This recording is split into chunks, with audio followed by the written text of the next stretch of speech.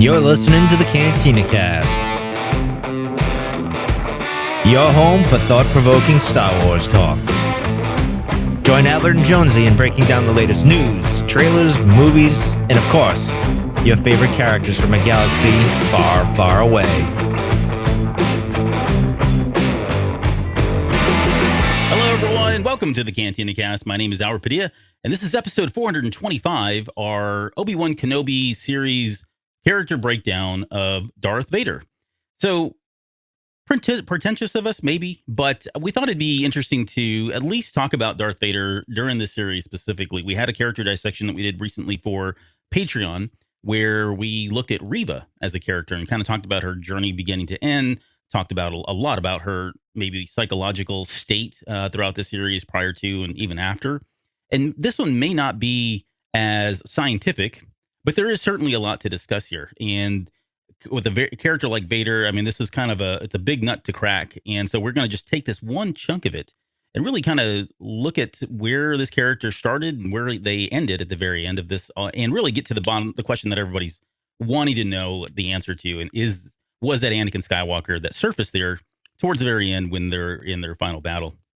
And speaking of rappers, no, I'm kidding. That's an inside joke. We were talking about rapping before the show started, but, Jonesy's with us tonight. So, Jonesy, thanks for being here. Glad you can make it. How are you doing, sir? I appreciate it. I'm doing well, man. Apparently, I was recently informed my life is a party, but I think my ticket got lost or my invitation got lost in the mail somewhere, and I'm just failing to recognize this party of my life. Oh, so, okay. I think maybe it was directed to you. I think your life is a party, not mine. Yes, that is very true. Yes. Are you quoting lyrics here? No, actually, I'm not. Speaking from the heart. Okay. Well, thanks for being here. This is going to be an exciting show. At least I hope so. It's always an exciting show when we're around. Jonesy's taking notes of who's already I'm taking up. notes of who's in the chat. I know. I can tell when you're doing that. So I didn't mean to catch you off guard there, but how you doing tonight? Doing great, man. It's anytime you come back and start talking about Vader, it's a little intimidating, not going to lie, because there's so many really, oh gosh, so many people have done it, first of all, and we've done it, and the show has done it before in the past, but you know, anytime you cover a really high profile character, a lot of opinions that go into it, but you know, it's worth doing though. I mean, especially for the Kenobi series, you know, this was a different type of Vader, and quite frankly, a Vader that we've all been waiting for for a very long time. And so I think it's worth taking that next step and digging a little bit deeper here and seeing what we can uncover about the man that used to be Anakin Skywalker. Yeah. No, this should be fun. And you're right. I mean, this is such a prolific character and someone that is multi-layered, has many dimensions to them. And so hopefully we'll do them at least some justice, at least in the small slice of life for him that lasted all of about a couple days, maybe, right? Maybe a week if we're being serious here. So, okay. So before we get into that, do we have any news? You know, there's probably news out there, but I didn't go grab any today. Would you like to make up some news? Let's make up some news now. Well, it's Tuesday, so we know the bigger news days tend to be over on Thursday, Friday, yeah. Yeah, so we'll come up with something, but I don't think so. Was there any major that you come across? I don't know. Let's not even try to do this because we'll end up just cutting everything out. No, nothing. I mean, nothing came across. I've been pretty slammed at work today, so I didn't really get a chance to look at anything. Yeah, nothing's popping up on the Star Wars website. So, but you know, we do have every week is we have Patreon subscribers, and a huge thanks to our now part of the tribe members, Mike, Kathy, Rob, Lauren, and Dante, and then of course our Delusions of Grandeur tier of Rod. Thank you all so much for your special contributions to the show. And what's really exciting is that we put a post out there to these tier of Patreon members to see if they were interested in coming on with the show, coming on to the show with us on this coming Thursday to do a top 3 moments for Obi-Wan Kenobi. And so far we've had a couple of takers on that. We're waiting to hear back on a third, but that's super exciting. So we're going to take a look, and we're resurrecting an old favorite of yours, actually. Yeah. So we've been talking about this show where we bring Patreon members. And I think before we were calling it like happy hour or a party or something. We're going to rebrand the From a Certain Point of View name. And so that's what it's evolving into this now. So we'll bring. Yeah, it's more of an evolution. Yeah. Because it still fits the mold quite well. Sure. Yeah. And we can use it for a variety of things. It opens us up a little bit here too. Yeah. Yeah, it definitely gives us an ability to kind of hear back from you on a lot of different levels. So that'll be a programming note. That'll be in 2 days here. We'll record that with our special Patreon members and we'll release that onto the Patreon feed. So exciting. Should be a lot of fun as well. And I think that is all. Where can they go to find more about Patreon? Oh, great question, Albert. Didn't see that one coming. Yeah. CantinaCast.com/Patreon will show you all the tiers. We've got, I think, 4 or 5 out there now. So there's a little something for everybody. And again, all of them have great benefits and hopefully you'll enjoy. And check out the Riva dissection that we did last week. Well, it's a Patreon exclusive. Hopefully you got that on your general release main feed where we gave you about a half hour of what I think was about an hour and 40-minute conversation. And we kind of trimmed out the beginning part where we do a little show and tell, but really good conversation. And the part that we released was really good, but there was a lot of great stuff even after the fact or after all of that too. So if you're interested and you enjoy that, or go check that out. And if you enjoy that, why don't you go check out the Patreon site. And I think those all start at the $2 tier. So it's really inexpensive to go do that, even if you just want to check it out for a month or something. Yep. Give it a whirl. Yep. So cantinacast.com/Patreon. Awesome. Well done. It sounds like you've done that before. Once or twice. Okay. Well, let's get into our main topic tonight and talk about Darth Vader. And so the way I thought we just kind of open this up is really just talk about what did we learn about Vader in the series? Like I said, he is pissed. Well, that's what we learned. he's very upset. That's for sure. But you think about his character and just the growth. I mean, my goodness, we have so much content, everything from the prequel trilogy, obviously everything that's happening in the Darth Vader comics, which we're going to touch on as part of this discussion. I thought it was relevant to kind of talk about where's Vader when this series starts? Because for most people coming into this show, their last known contact with Darth Vader was Rogue One. And even then, some folks it may have been Revenge of the Sith, right? So there's a lot that's actually happened in between that. And now if you've been listening to this show, we've covered some of this already. So we'll probably rehash some things. It's been a while. It's probably been about 2 years since we've talked about it.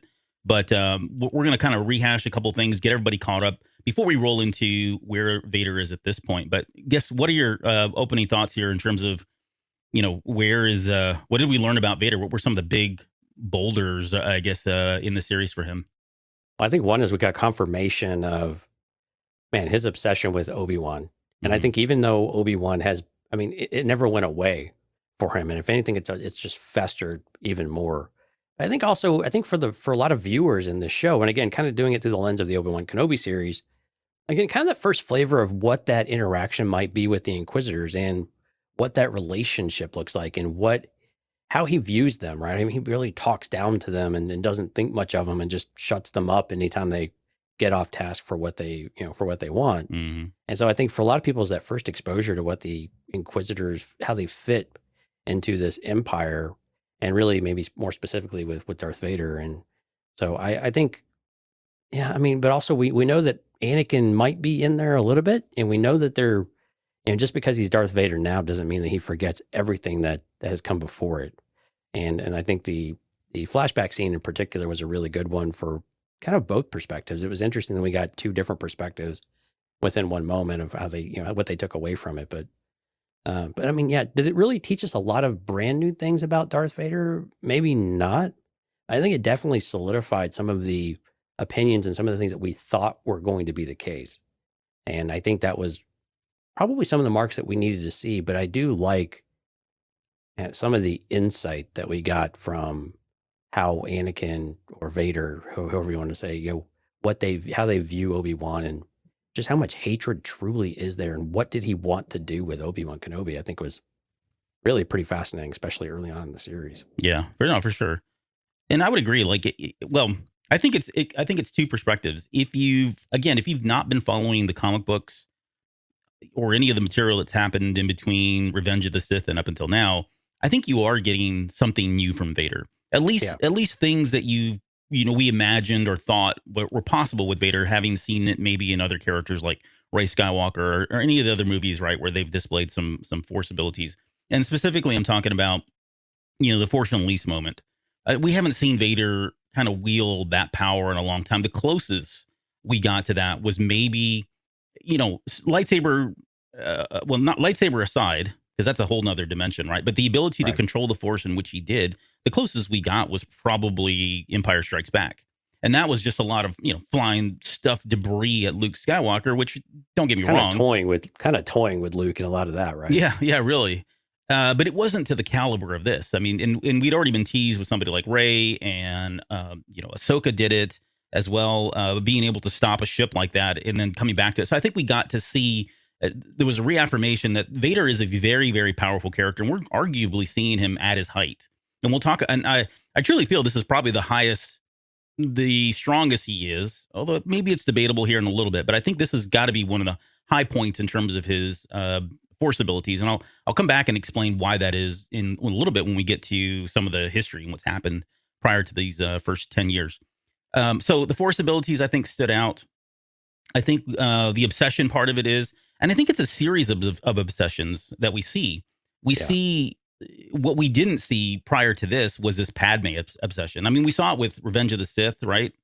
But I don't think a lot of people realize that after that happened, he was still in pursuit. Now that the focus had shifted to, hey, I need to bring back Padme from the dead, or I need to see her somehow, right? And it took him down this really dark path. And I think he learned a lot about himself, learned a lot about Padme, and he kind of closes that chapter of the book. And then the next obsession becomes, of course, Obi-Wan Kenobi. And you could argue that beyond that, there are a couple of different obsessions that happen probably on a smaller level. But the next big obsession, which is very similar to all of these, is Luke Skywalker by the time we get to Empire Strikes Back. So I think from that, I think we learn more about his passion, his desire, his feelings getting the best of him constantly, even in this post Anakin Skywalker form. He's still driven by his feelings and his emotions, probably even more so. Unfortunately, there are really bad emotions, and I think that's what kind of feeds his power, of course. So I think there's a lot of it's still very similar to what we see in A New Hope, though. And I think even in Empire Strikes Back, right, that quick to rush of a decision, where he gets angry when he slams the, Antilles against the bulkhead, or when he, commits that's the system in Empire. Yeah. I mean, yeah, it's still very consistent, though. And even, kill everyone on Rogue, during Rogue One, and, take names and ask questions later on. Mm-hmm. But one of the questions I had for you, though, we were kind of talking about Padme. Was it surprising to you that we didn't get the name Padme at all in this series, even between Obi-Wan and Vader? Yeah, it is. And I think we, when we were talking about, well, I don't know if we did it officially. I think I talked about the Twitter poll that I put out there. What name were we going to hear evoked as part of that last finale? And I had Padme on, and there were a number of people that had guessed Padme. Strong representation there. Yeah. Yeah, no, for sure. So I was surprised, because if you think about especially, well, yes and no. So if you think about it from the perspective of where he is at the end of Revenge of the Sith and going into that first comic series, then I would say yes.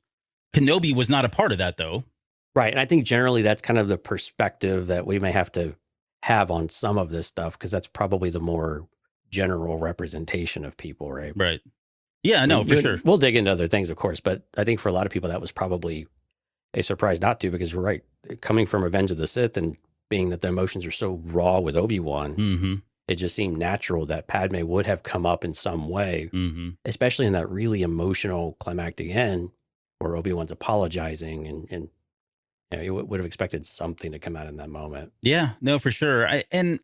I mean, some of it I think makes sense, because for me, this series, again, it really does go back to Kenobi and Vader. So maybe they were trying not to tread into that, because I appreciate that. Yeah, actually, it can lose some focus there, right? Maybe lose some of its potency.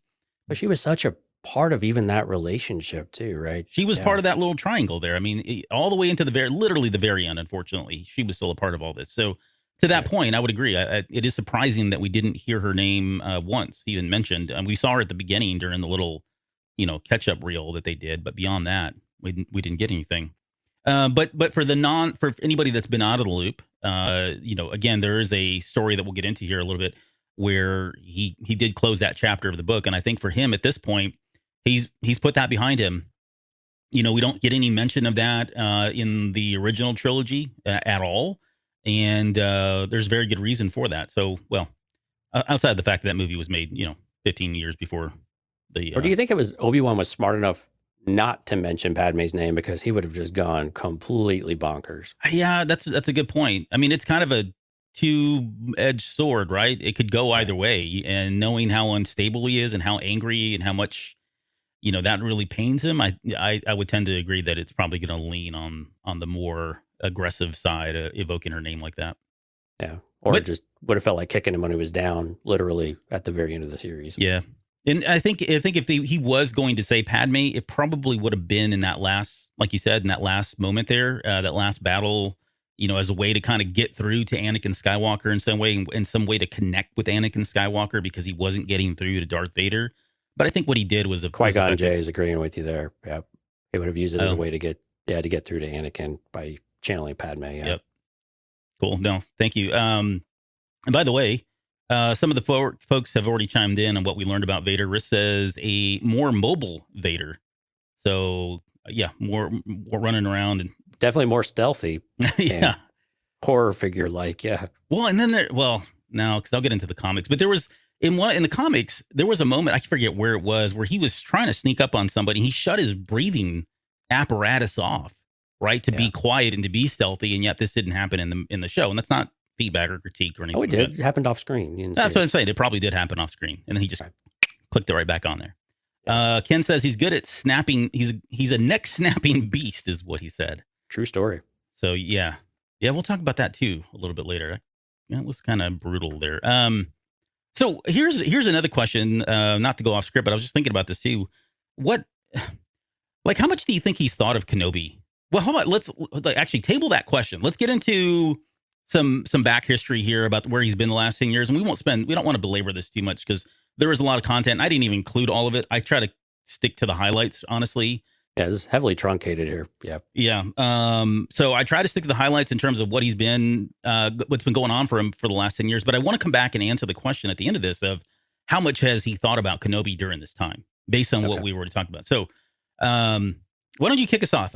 We know at the very end, he kind of transitions directly right back into where he was, but again, with new purpose in trying to connect with Padme, bring her back to life and all that, and leads us into Mustafar origins. And, we've talked about Moment. In fact, I think we did a whole show on that, but maybe kind of run through that first part here. Yeah, in a really, really high level.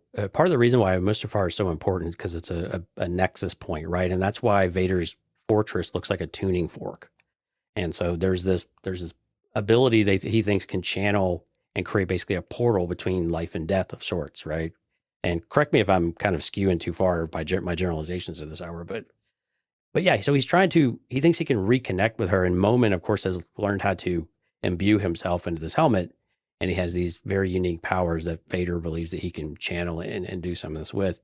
But at the same time, this also goes to when he's doing his saber in some ways too, of how powerful is he and how strong is he. And it's a really fascinating storyline too, because we see visually this you basically see Anakin losing parts of himself as he will lose over time as he starts to reference all of these images between Shmi and Padme, as well as Palpatine and his influence over Anakin and his entire life effectively since birth. But yeah, I mean, he's still very much fixated on, is there a way that he can become powerful enough and strong enough to somehow bring her back from death?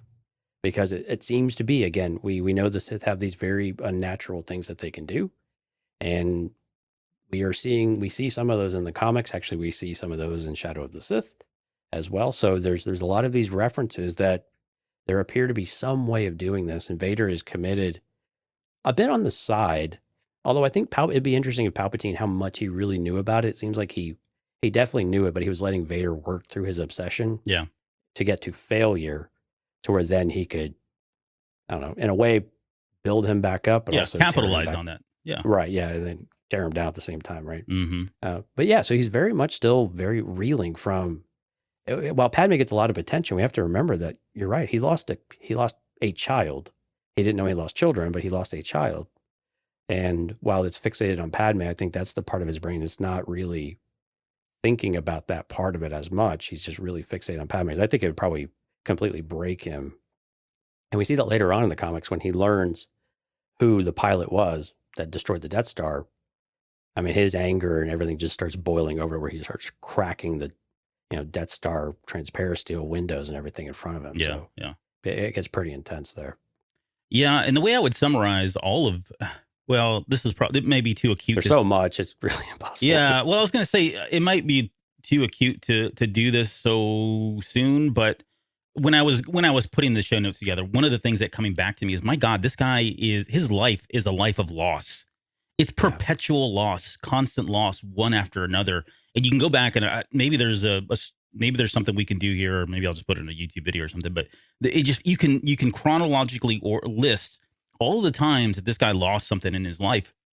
And some of these losses are repeat losses. It's not like, oh, I lost it and it's never coming back. It's like you just can, and you can talk about failure too if you want to look at it from that perspective. But it is a constant life of loss until the very end, in which what he finds is himself in his son, right, and that whole redemption piece of it.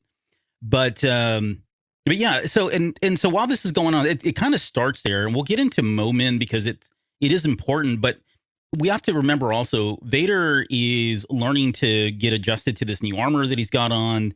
He's now Darth Vader, half machine, half man kind of thing, but he doesn't have a lightsaber, right? He doesn't have anything to wield because Obi-Wan took his lightsaber. And so, but he's still wildly overconfident in his ability. Well, that's the Anakin part of him, right? Still in him, right? But he's it's the new Vader version of Anakin. Yeah. Exactly what we see in Revenge of the Sith at the end. Yep. He really hasn't changed a whole lot. No. When he gets the suit. Yeah. Yep. Still same mentality. I'm going to be the greatest Jedi ever kind of thing. But he has to go about getting a new lightsaber. And so to kind of really encapsulate what's going on here, we've talked about, what is it? Kirak, Khalifa? Kirak and Phila. And Phila, thank you. Kirak and Phila. And so this is the short story is he is a Jedi weapons master who took the Barosh vow. Yeah, and he's been out on some planet or moon or whatever it is, and he's like super buff samurai guy. And Vader is sent out there to take his lightsaber, basically kill him, take his lightsaber, and then Palpatine's gonna show him the process to make the kyber crystal bleed and turn red and all that. Yeah, I mean, and again, key difference from what the Inquisitors have, where they're basically gifted one. Palpatine says no. The quest for a lightsaber is basically a sacred path. And you have to have a Jedi lightsaber, and then you have to corrupt a Jedi crystal. Mm-hmm. So it's a very specific task, yeah. And I think that was, well, I'm making a joke here. That was probably the easy part, was corrupting it, compared to what he had to go through in order to get it. Because this guy... I don't know. The corrupting of the crystal seemed pretty intense to me. It was a joke. But because he got his butt kicked. I don't know where the joke wasn't there. Well, he got his butt kicked. Like, he went in to fight in Phila, and this is a character... at least on the light side, that we've never seen really like before. I mean, he's a true weapons master, bested Vader easily. I mean, the battle starts off very one-sided. And if you think about it, Vader wins because he takes advantage of the fact that this guy is a Jedi, and very similar to, bring it back to the show, right? Where they can't help themselves, that they have to put themselves first. They are selfless. They're going to try to protect and save every life. And long story short is, I think they were fighting on a dam, if I remember correctly. And Vader starts... the scenario is very similar, yeah. Vader starts pitching people off the dam at first, killing them. And then he realizes there's a village down there. And so he starts putting cracks in the dam to allow that to flood and kill all those people there. Well, that was enough to get Phila to use his force powers to save those people, keep the dam from breaking. That caused him to be vulnerable. And that's how Vader got his killing. But prior to that, Phila had chucked him off the dam, and he was disassembled. Like, he had, his legs were over here, and his arm had fallen off, and he had to rebuild himself with the Force with droid parts that were crushed next to him, based on I think it was in Phila's service droid or something like that, if I remember right. Yeah, it was like the battle droid. Like, Phila had a droid that he would spar with that was like really good at weapons training as well. Vader ends up using that droid's lightsaber to battle him. He's in rough shape too, but yeah. So he could have lost that battle though, easily. Oh, absolutely, yeah. But it speaks to Vader transitioning though, and again, it's really important in the context of Kenobi, because where we see him now is a much more mature evildoer than he was back then, where he was all brash and everything else. But I think it also speaks to that part of Anakin is definitely still there, but he wouldn't normally have gone through the streets just dragging kids and snapping necks and anything else without that previous experience in the comics there, where he had to actually quit thinking that he was just powerful enough because he was now Sith or dark side that he could just go and march anywhere and just dominate everyone. Because typically that's what he does. Whenever he doesn't really have a match, he just overpowers you. Yeah. And we saw that with Kenobi. And again, the same tactic works to an extent until, someone who's actually willing, is skilled enough and mature enough and mentally equipped enough to really push back on Vader. And that's where he has to really dig deep and figure out what it actually means to be Sith. And so those were really instrumental parts for what we see, in the series. Yeah, I mean, though the lessons. So one, it was a humbling lesson for him, like you said. Two, humbling. We could probably use that in finger quotes with Vader, sure, but for him. Yeah. The second thing is I think it did hone his skills. Right, there's always a bigger fish kind of thing. I couldn't help but think, I can fix anything kind of thing when he was trying to put himself together. But the big thing is, like you said, he realizes that he can take advantage of these light side users, even though he was one, even though he probably already knew that. It became more than just overpowering people. He can cast aside the Jedi training, and he has to basically unmake himself in that way. Yep. And that's part of what Palpatine is tasking him with doing in an indirect way. But Palpatine knows that he still has all of this Anakin in him. And he really does have to go and kill all those parts of Anakin by continuing to do the more brutal things that Anakin never would have done. Yeah. So let's move into Momin, because this is where he closes the chapter on Padme and the efforts there. I guess the way I would quickly summarize that is Momin helps him to see a way, what was it called? The locus, where he was able to go into kind of like a dream state. He could see Padme. Yeah. And, he was almost Momin is this Sith Lord that died eons ago. We don't know exactly how long ago. He had transferred all of his life essence into his mask, very similar to Shadow of the Sith. Not really intentionally, but but he did. He did. A comparison of this for maybe people who might have a difficult time visualizing it.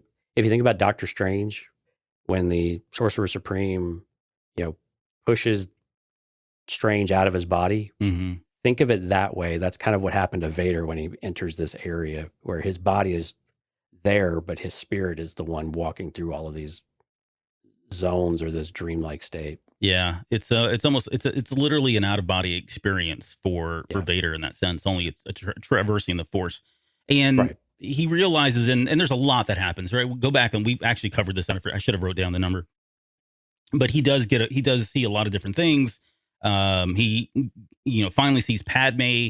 I think she pretty much in that dream state says, "Leave me alone, let me go." And and that was enough for him to cut her off and feel like, okay, I'm not going to go down this path. It's not going to go where I think it's going to go, etc. And it ends with him seeing the light. Right, he sees Luke Skywalker, even though he doesn't know it's Luke Skywalker. He sees a blue light, and it's representative of Luke, and that snaps him out of it. But it's at that moment that he realizes, okay, that part of me is never going to happen again.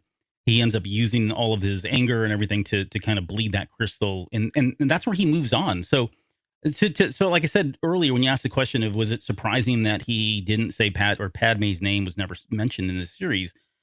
Yeah, I think it's surprising, but I think it aligns with where he is in the finality of that series of comics. And was that Charles Soule that wrote that one? I forget now. Or was that before? Yes. Okay. Yeah, no, this is all Soule. So this is Charles Soule writing. So this is basically starting around issue 23. I'm trying to get the episode number we did. It was back in 2019. Yeah, so it's been 3 years since we did this. Oh, wow.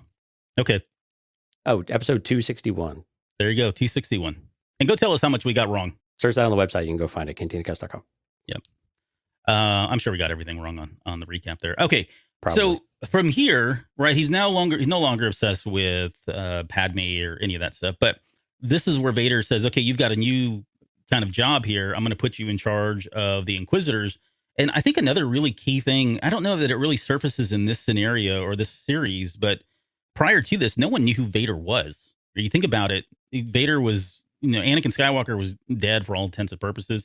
And now this person named Darth Vader is running around and he's a Sith Lord. And there is a key moment in there where Palpatine introduces him and basically says, look, he says what I want him to say. He axes me whenever you hear something from him or there's a command that's coming from him. Basically. Yeah, just assume that it's coming from me.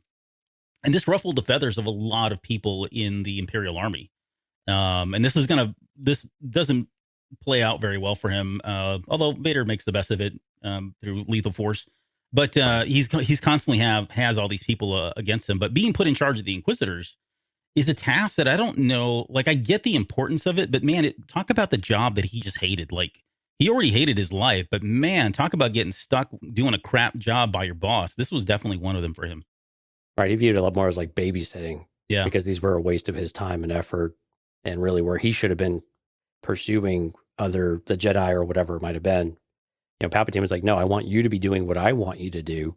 You train these has-beens to do all the dirty work, and then you can go in there and finish it off if you're needed. Yeah. So, but yeah, it was very, very much building the chain of command and Palpatine building the the order that he wants. But Vader, of course, had a very different representation of what this new galaxy was supposed to look like, of him and Palpatine basically side by side doing this all together when it doesn't feel like that. Right. So on top of this, now he's got this crap job where he's got the has-beens, which I hadn't thought about that way, but they really are. The dropouts, if you will, of the Jedi, the quitters. He's got to go train these guys. And on top of that, he's got everybody, a lot of the higher ups in the Imperial Army really at odds with him because he doesn't even have an official rank, right? He's like, what was his title? It's not, he doesn't have like a commander, admiral title. There was something, I can't remember, it was like, I don't know, charge of the armed forces or something like that. It was something just general. And yet he suddenly just kind of got surfaced to the top of power for them. But one thing before we move on to kind of the next phase of what he's going through, there was a moment in there that I had forgotten. I think we talked about this too when we covered that arc, but he cuts the six brothers' arm off and he tells them that is he cuts, and it's almost like out of nowhere he does it, right? To kind of make a statement in front of everybody else, but he cuts his arm off and says that's so that you can, you can learn the lesson of loss, which plays back to what I was saying earlier, where it is just constant loss for him.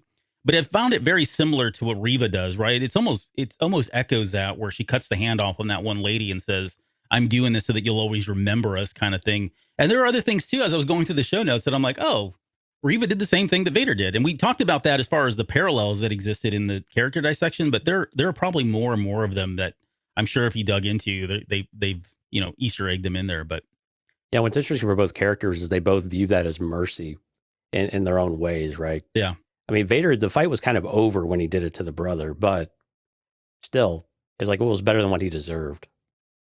Yeah.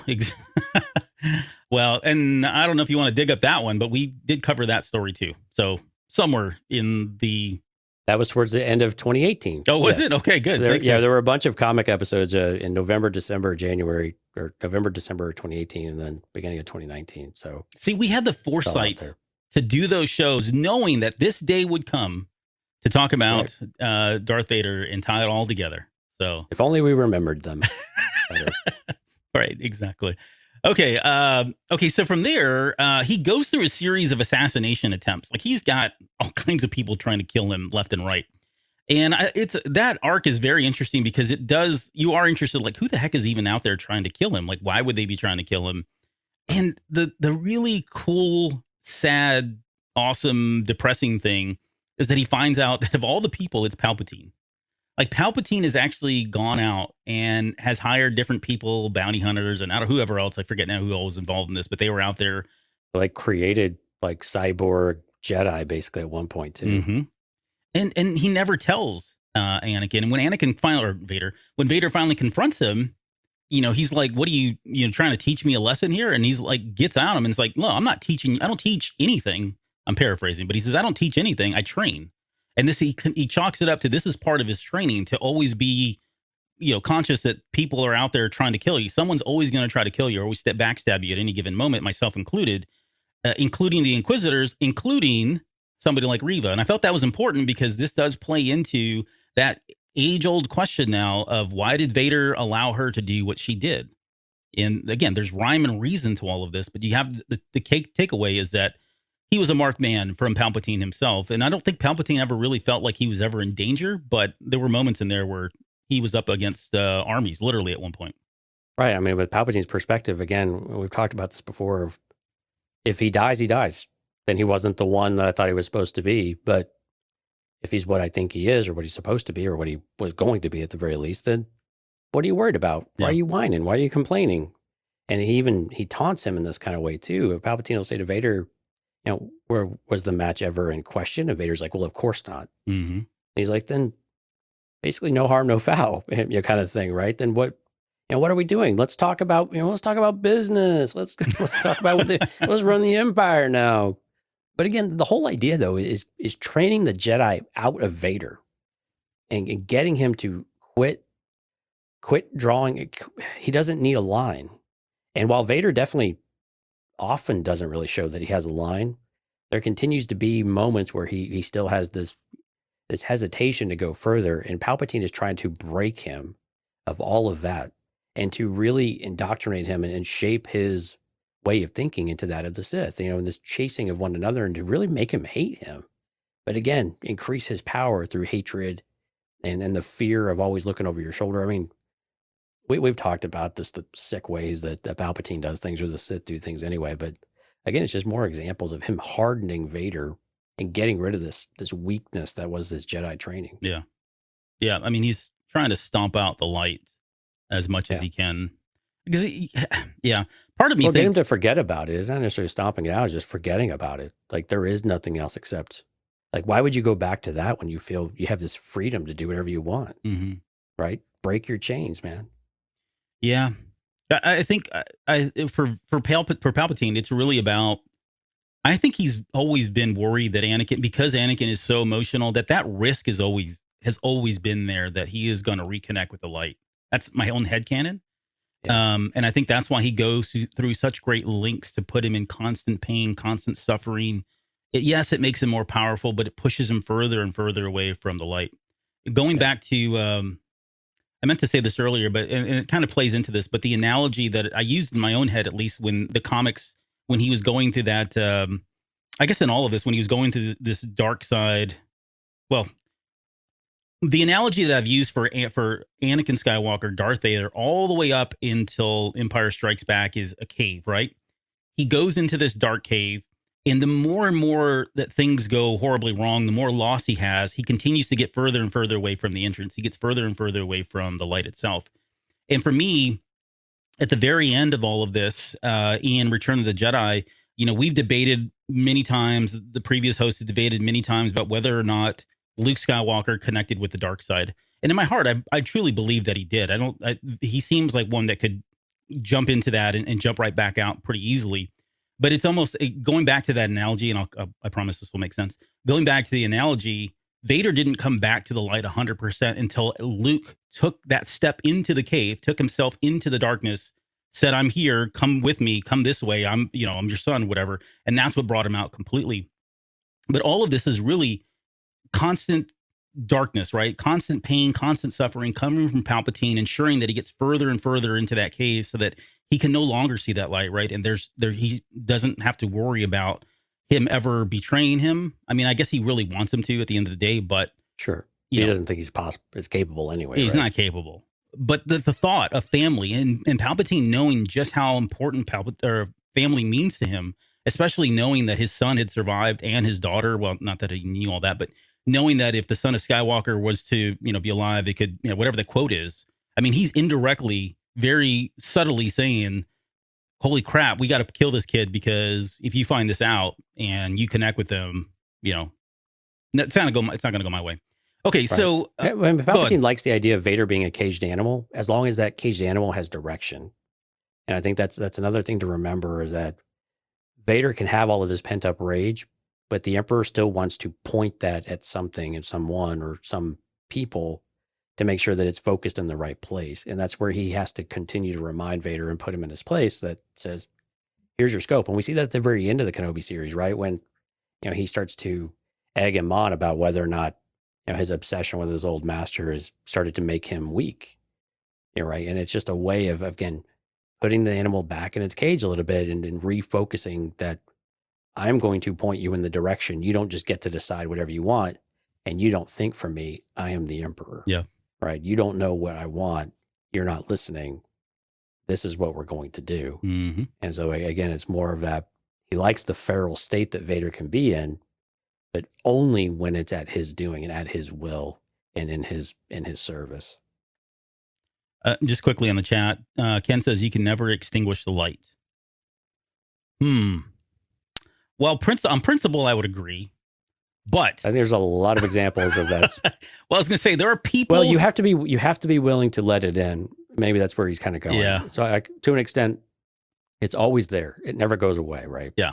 Right. But there are people that are just fine never reconnecting again with the light. Momin, Palpatine, not to plug Shadow of the Sith, but what is the Lord at the very not the very end, but the guy that created the mask, whatever his name was. That's sick. Oh, mofo. XR. Yeah, him, that guy. It's not Exar Kun, but whatever that new character is, that guy he's just mentally sick, right? And never coming back kind of thing. So, good point there. Okay, so from there, I want to wrap this up. I was trying to do this in 30 and we're at 40. So he goes in to build the fortress, right? You've already kind of touched on this, but building that fortress on Mustafar, trying to channel the power that's there, harnessing that whole piece of it. I guess the only thing that was interesting here, just to kind of recap, was we'd always, at least, I don't know if officially or just again in my own headcanon, but prior to the comics, I'd always read or understood that Palpatine sent him to Mustafar to set up his fortress there by force. Like it was not an option for him. And in the comics, we find out that Anakin actually or Vader, they're the same person as far as I'm concerned, but Vader actually wants to create his temple there. Like he wants to set up shop there because of the power, because of the locust, that stone that we were talking about earlier, a number of other reasons. And he gets into it with the locals there at one point. There's a big battle that happens, but eventually he does establish his fortress there on Mustafar, which is almost kind of sad if you think about it, because that is where Anakin Skywalker died, right? According to Vader. Palpatine actually finds it interesting that he chose Mustafar to do it. He was a little surprised by it. Yeah, I think we all were. Like, why would you want to go back, right? All the memories that are there. But again, if you think about it, he probably can draw on some of that emotion and that constant reminder of this is where it all changed and ended for him. Right. So I think it makes sense.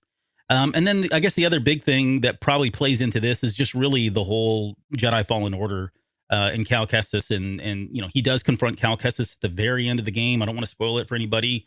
They get into the battle and we have the moment there where, I don't know if I want to ruin it, but one of the game is several years old at this point. But one of the dark side users comes back and helps, and there's kind of, I don't want to say redemption, but comes back to the light, if you will. And Vader gets flooded there at the very end, and that's how he gets away. And that's how the game kind of ends. But a lot of what we saw, of course, in the TV show came from the video game. And I think for Vader, it's just it was a way for us to understand that he is on a new mission right now, which is really just about helping the Inquisitors and tracking down Jedi. We didn't talk about Eoth Koth, and I can't remember some of the other Jedi that he went after and killed. But up until this point, he's done a number of these guys in and is continuing to do so. I mean, he has a literal list of all the Jedi that he's hunting down and looking for. Yep, he takes out Jocasta Nu too. Well, I was gonna talk about that one, but we did a show on that one too. So yeah, we did. Yeah, she was a tough cookie to crumble. I don't know. That makes sense. Okay, so enough about where he was. So all of that said, okay, he went through. And there's a lot in there that we didn't talk about. There's some stuff that we didn't mention at all. But the question that I had posed at the very beginning of this was, how much has he thought about Kenobi, if at all? Every single day. Yeah, and it doesn't come up though. Right. Like I went through a lot of this stuff prior to the show to look at it and see if there's ever any mention, and there's not. So I think it's there. I think he does, but it doesn't play into the storylines, right? He's not like, I think the fact that he knows Kenobi's out there, fine.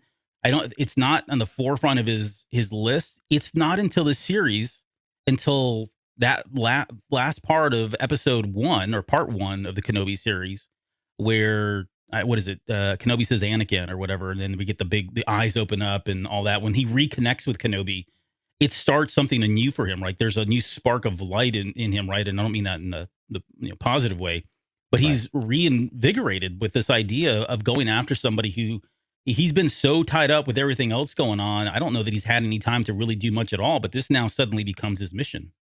So I think every Jedi that he hunts maybe feels like one step closer to Obi-Wan. And that if he keeps drawing all these other ones out, at some point, the only ones going to be left are going to be, Yoda and Obi-Wan and a couple of these others because they just keep crossing them off the list. And so I think while it's not front and center, I definitely agree with you there. I have a feeling it's always under that surface, always just simmering underneath. Because again, if you want to get two things to fire Vader up, one is Padme, and we see this in the more recent comics with Sabe and what they're doing there, and with Crimson Reign and Ochia Bestoon. Ochia Bestoon. That's what he sounds like in the audiobook, by the way. Don't even get me started on his voice. But go So on. Padme is one aspect of that, and I think the other one is Vader or is Obi-Wan. I mean, those are the two things that, I mean, besides his mother, but again, there's no reason for her to come up. But I think those two are the things that he's still obsessed with, and he's pursuing Padme even in the most recent Vader comic series. But if anything were to surface about Obi-Wan, quickly his attention would be diverted there as well, and maybe both at the same time, or maybe one instead of the other, because that's a more tangible object at this point. But I think I think it's always there, though. I don't think that it's ever gone away, and that I think he thinks about him every single day when he's in the back to tank, meditating or dreaming or whatever he does in there, dangling without limbs. But I think he's definitely thinking about Obi-Wan every single minute of every day.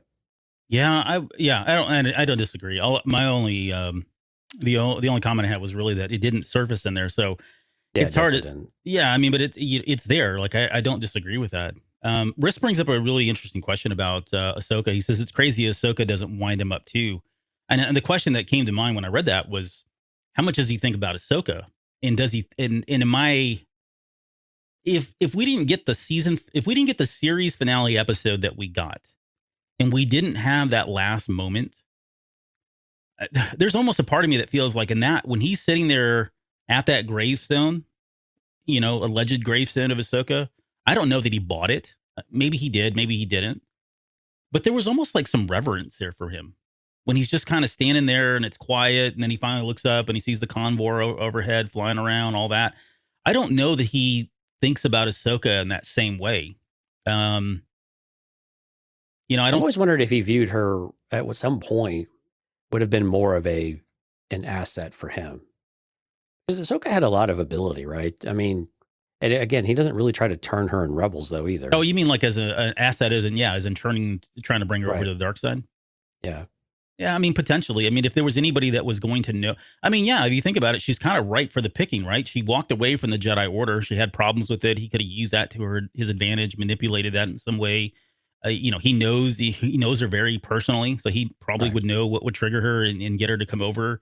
He could use and manipulate him like he did in Twilight of the Apprentice, where he's calling to her saying, Ahsoka, Ahsoka, and it's not really him. It's Vader. Right. But again, he, at this point, whether he bought that she's dead or not, he doesn't seem to have pursued any of it with chasing Ghost when he's already chasing Padme's ghost, and he still has Obi-Wan out there that he definitely knows is still alive somehow, somewhere, or at least up until this point. Yeah. So that it seems to be I think that's probably why Ahsoka didn't trigger some of the same things. And again, by the time we get to Rebels, he's so far gone that it's not the same, I think, as any time at the Obi-Wan Kenobi series and before, to where there's some sort of redemption quality to it all. Yeah, and I meant to say or something that he'd want to convince her to join him. Yeah. And I apologize. I think I said it in the Rebels. I meant the end of Clone Wars. If we didn't get that last season. No, I get what you meant. Yeah. Yeah, Clone Wars. I don't. I don't know. It's difficult to say what's reverent for Darth Vader because, I mean, we don't get any kind of there's no facial expressions, right? So it's all body language and him looking and internalizing things. He couldn't have bought that she was dead, though, right? I don't know. I mean, I could go either way personally. Because even in Rebels, I know we're getting off topic here, but even when he says, well, the apprentice lives, I think there was a little bit of surprise, but it was also a bit of condescension as well. Like, basically, there you are. Yeah. Yeah. Again, he wasn't going to waste his time on her because maybe he doesn't think much of her. I don't know. Well, no, and I would say I'm leaning more to okay, she's passed, she's dead. And that's why there was some reverence, like, wow, she really died. Oh, wow. Okay. And then he just moves on, right? I don't think he lingered on it or it had any impact on him, but I think it was enough to kind of bring him pause, is all. So anyways, we get into this next obsession about Kenobi, right? And everything, all that, he literally says Kenobi is all that matters. which, by the way, a little bit later is kind of one of those things. Reva says Kenobi is all that matters. Like, she regurgitates that line almost verbatim later on, and I think in episode or part 3 it was. But he's got, I mean, there's, he's very, I mean, Vader is callous. Don't get me wrong. I'm not going to kind of justify or try to defend his, callousnesses in any way, but he is pretty callous when it comes to the Grand Inquisitor passing when Reva mentions it to him. And I guess the question that I would have, do you feel like that's more of, because we've already established that he freaking hates the Inquisitors and he hates that program. It's a crap job. But do you think it's more about, I don't really like this character, or the fact that he's just truly obsessed with Kenobi and, there'll always be another Grand Inquisitor? Do you think he had Reva in his sights, or maybe the fifth brother? Do you think it was more about, he's not really dead. He knew he wasn't dead. And so this was all kind of part of his game, his scheme. What say ye, my friend? Oh, was that the end of the question? That was the end of the question. Okay. I mean, definitely he doesn't think much about the Inquisitors in general. And whether it was Reva or the Grand Inquisitor or the fifth brother or the seventh sister or the second sister or whomever, it just doesn't matter. And I think that's a general statement. But when you throw Kenobi in there, literally none of them matter. Mm-hmm. Your job is to find him and you tell me where he is and I will do this. And he wants to do it on his own. Yeah. Right. He will be responsible for Kenobi. Don't get in my way. Don't screw this up. And he would, I think in a heartbeat, he would take out any of the Inquisitors himself if they thought they were going to take Obi-Wan down before he would, or if they were going to any kind of way use that against him. I mean, he would have no hesitation to just run them through and probably do a lot of other mean things to their bodies. But yeah, I think we drew the analogy to Marchion Ro and somebody stealing his fall of Starlight Beacon, right? You're not going to take my kill that way. That's mine. Exactly. Yeah. That's a great comparison. So and what we learn, I guess, the obsession becomes, and I have no doubt that Vader does this already, but it seemed much more sinister, even from the comics perspective, right? I mean, we talked earlier about the example of him killing people and potentially flooding them and drowning them. That's very different. And with the exception of like Inquisitors or other Jedi, we don't see him snapping the necks of children, right? Like we saw in this. And I just wonder how much of that is coming from the obsession and the anger that he has in search of Kenobi, or is that really just who he is and we never really saw any of that? It feels like it's fueled, like there is something more there, that is a little bit more extreme than he probably ever has been up until this point. Well, maybe. We know he has. We know he has it in him because we've seen it in other areas. I think it's more of a, Obi-Wan. He knows that Obi-Wan is patient, and he knows Obi-Wan well enough to know that if he just stalks around threatening to do something but doesn't do it, he won't come out. Mm. He won't surface unless there is an actual reason to. And again, by basically torturing people, arbitrarily killing a couple, and dragging people along, that pain and suffering. And again, we kind of learned this from High Republic too. That will dull a Jedi's senses as well with the pain, right? Yeah. And maybe it's not as evident here, and that was probably not much of a thought in the series specifically. But again, those are the things to draw him out. And he knows that if he just says, Obi-Wan, I'm here, Obi-Wan's not going to care. Obi-Wan. I like that though. Yeah. She's like singing to him. That's nice. But yeah, there's just no reason for him to go and confront him unless there's a reason to. And again, that tells Obi-Wan though, and the message is very clear because he's basically Obi-Wan responds saying, look, he knows I'm here, first of all, and he is going to hunt me and follow me. And he is doing all of this just to get my attention. So the only way to do it, to give people time, otherwise he would have just escaped out of the back door if there's no risk of anything else. So. Yeah. So this leads me to a question, and it's theoretical, hypothetical, I should say, really. It's a what if scenario, but what would Kenobi's reaction, and this is really about Vader, trust me, but what would Kenobi's reaction have been if Vader had just stayed there where he was? I mean, there were plenty of people, plenty of villagers there.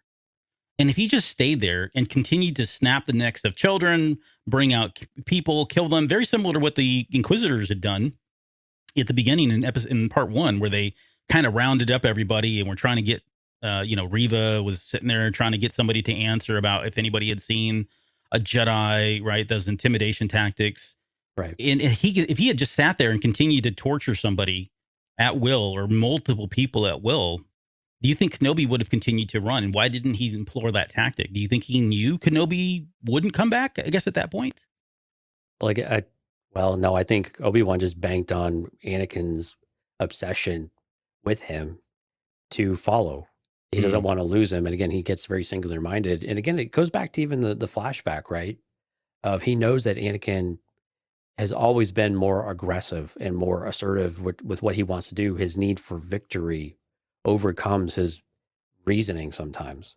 Because you're right, him standing there and just do this one, do that one, make that one scream a little while, and just start yelling at him, "Oh, I'm going to do this all day. There's 50 people in this village. I've got all night, not going anywhere, bro." But he's not patient like that. He will do enough to make sure that the rat shows himself. Mm-hmm. But then from that moment on, he's fixated on the rat.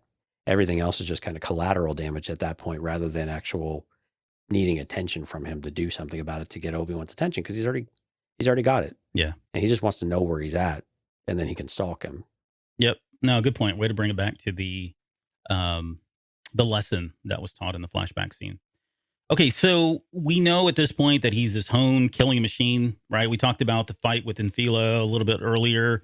And this brings up, I guess, one of the other character moments for him. And I'm calling this Flame Gate, because there's still much ado about this, the flames that were there at the very end of part 3, I believe. Yeah, part 3, yeah. Or part 3, when the flames are up and, Kenobi, he can't get to him, apparently, allegedly, or he let him go. That's really what I want to break into, is kind of, now that we've had a chance to watch this entire series and we can retrospectively look at all 6 episodes and what we know about, Anakin and the obsession and all that. Did it change your perspective on that scene at all?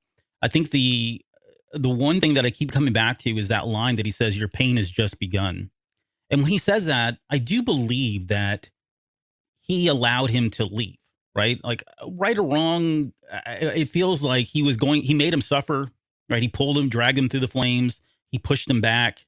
And of course he could have just pulled him forward, right, through the flames, and he probably would have lived and all that. But it does feel, like we said at the time, it feels like a cat and mouse kind of thing. But I think people still feel like, oh, they were just trying to make a way for Anakin or for Kenobi to escape by throwing the flames up, when Vader could have just went around the flames, or he could have used the Force to jump over the flames, or he could have used his Force power to send, all of the stormtroopers over, right? If he can pull down an entire shuttle, why couldn't he just send the stormtroopers over the flames and then get Kenobi, right? So, and I get it. I mean, I get the logic. I get some of the reasoning here, but I think it comes back to the line of, "Your pain has just begun." I think he really was wanting he had a long kind of term plan in mind of what he was going to put Obi-Wan through for what he did to him.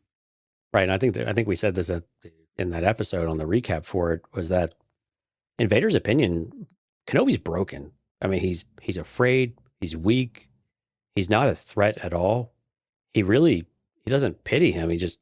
He looks at him like, "You are nothing, Old like man. the person I used to know. Yeah, you're old. You're just, there's nothing redeeming about you. You're a Jedi." It's almost disgust in that kind of way. And so I completely agree. It's a bit of the cat and mouse. Like, he didn't think he could go anywhere. Like, where do you have to run? There's nowhere to go. And so I think he was just willing to continue to feed off of that. I don't know what kind of sick feeling that might be, but knowing that he is completely, and he's instilled this fear in Obi-Wan directly, and that Kenobi is on the brink of despair in a lot of ways, which he definitely is. Is things that are feeding Vader's anger and feeding his pride and feeding all of this. He's savoring as much as he can, because he knows when he gets him in his clutches, yeah, that'll be fun. But no, this is a lot of fun right here. Just watching him struggle through these coals and catch fire like he did to me. And this was an unexpected bonus as far as Vader's concerned. Mm-hmm. So he'd like to do more of it, I think. Yeah, I mean, I think that was just, like, I take him at his word, right? That was just the beginning. Who knows what he would have done to him? He would have kept him alive for a long time. Yeah, and I almost think like he would have put him, like, as sick as this may sound, but I can see a scenario where he puts him in the state, like that was the first part. Okay, first I'm going to burn you. Then I'm going to lob off your arms. Then I'm going to lob off your legs. And then I'm going to start implanting you with all kinds of weird I mean, just putting him through this mental and physical torture the way he did so that they could be one and the same, right? Almost making him like he was, his own creation, kind of Frankensteining him in that way. Absolutely. I think that's very plausible, given how angry he was. I think it's highly likely. Yeah. So I think that's where the Inquisitors didn't quite give Vader enough credit for it, that your death will come soon enough. No, it wouldn't. Mm-mm. And again, that's part of what they don't understand. And I think that's part of Vader's disdain for them, is that there's no way they can understand what this person has done for me and this person has taken from me. He took everything from me. Yeah. Yep. And so that, I mean, they can never understand that. They can understand on some level, but not to that way, at least not in Vader's eyes. Mm-hmm. Risk has a question in here that I want to come back to, because it's actually, I have something in the show notes that's similar and kind of echoes this, but he says, so my dad brought up an old samurai code where Obi didn't technically know if Anakin was dead on Mustafar and left him alive. So Vader did the same thing to keep the code. And I think what he's referring to is that last battle, the second battle, where Obi-Wan kind of walked away. But and vice versa, really. But we'll come back to that in a second, because I got a question that kind of plays into this a little bit here in just a bit. Okay, so let's move on to his relationship with Reva during the series. And I think I touched on it earlier, but the question I have out of the gate is really about, when do you suspect that Vader knew that Reva was on some mission of some sort, whether he knew the intent or the motive behind it? It sounded like he probably had, maybe it was to the Force that he felt this or saw something, a vision of sorts, right? But when did he know that Reva was coming for him? Or do you think that's just part of, like we talked about, there's always assassins after him, right? He just has to be weary of everybody because of the lesson that was taught to him by Palpatine. I think in general, it's probably the latter, but I think knowing if he recognized her for who she was, I think it was always in the back of his head since day one. Mm-hmm. He's like, oh, I remember what I did to her. Yeah, she's probably going to want some sort of revenge for that. So I think it was probably more of the latter, but it was always that one specifically is one I'm going to have to watch out for and keep an eye on it. And I use it pretty literally here, because again, they're not things. They're things. They're not people. They're just things. They're roadblocks. They're things in his way. And so it's exactly what it is. He knows it's coming. And if it's coming from anybody, it's coming from her. Yeah. So the reason I asked this question, because as I was thinking more about Reva's journey and the Grand Inquisitor, like depending on where the Grand Inquisitor was, hey, I'm going to pull through, right? Whenever that happened, whether let's just say it was a couple hours later, I would suspect that he would go to Vader and say, hey, dude, guess what? She tried to kill me. I'm fine. However, you should know. And it feels like at that point, Vader would have told him, okay, heal up, or if the Grand Inquisitor was like, I'm ready to go, I want to take my position back. This all feels like this really was one big, long plan. And that would mean that when he brought her in and gave her the promotion of Grand Inquisitor, the Grand Inquisitor could potentially have been still alive, right? He could have, he is, right? He didn't die. So, right. But he was, Vader could have well known that the Grand Inquisitor was going to pull through.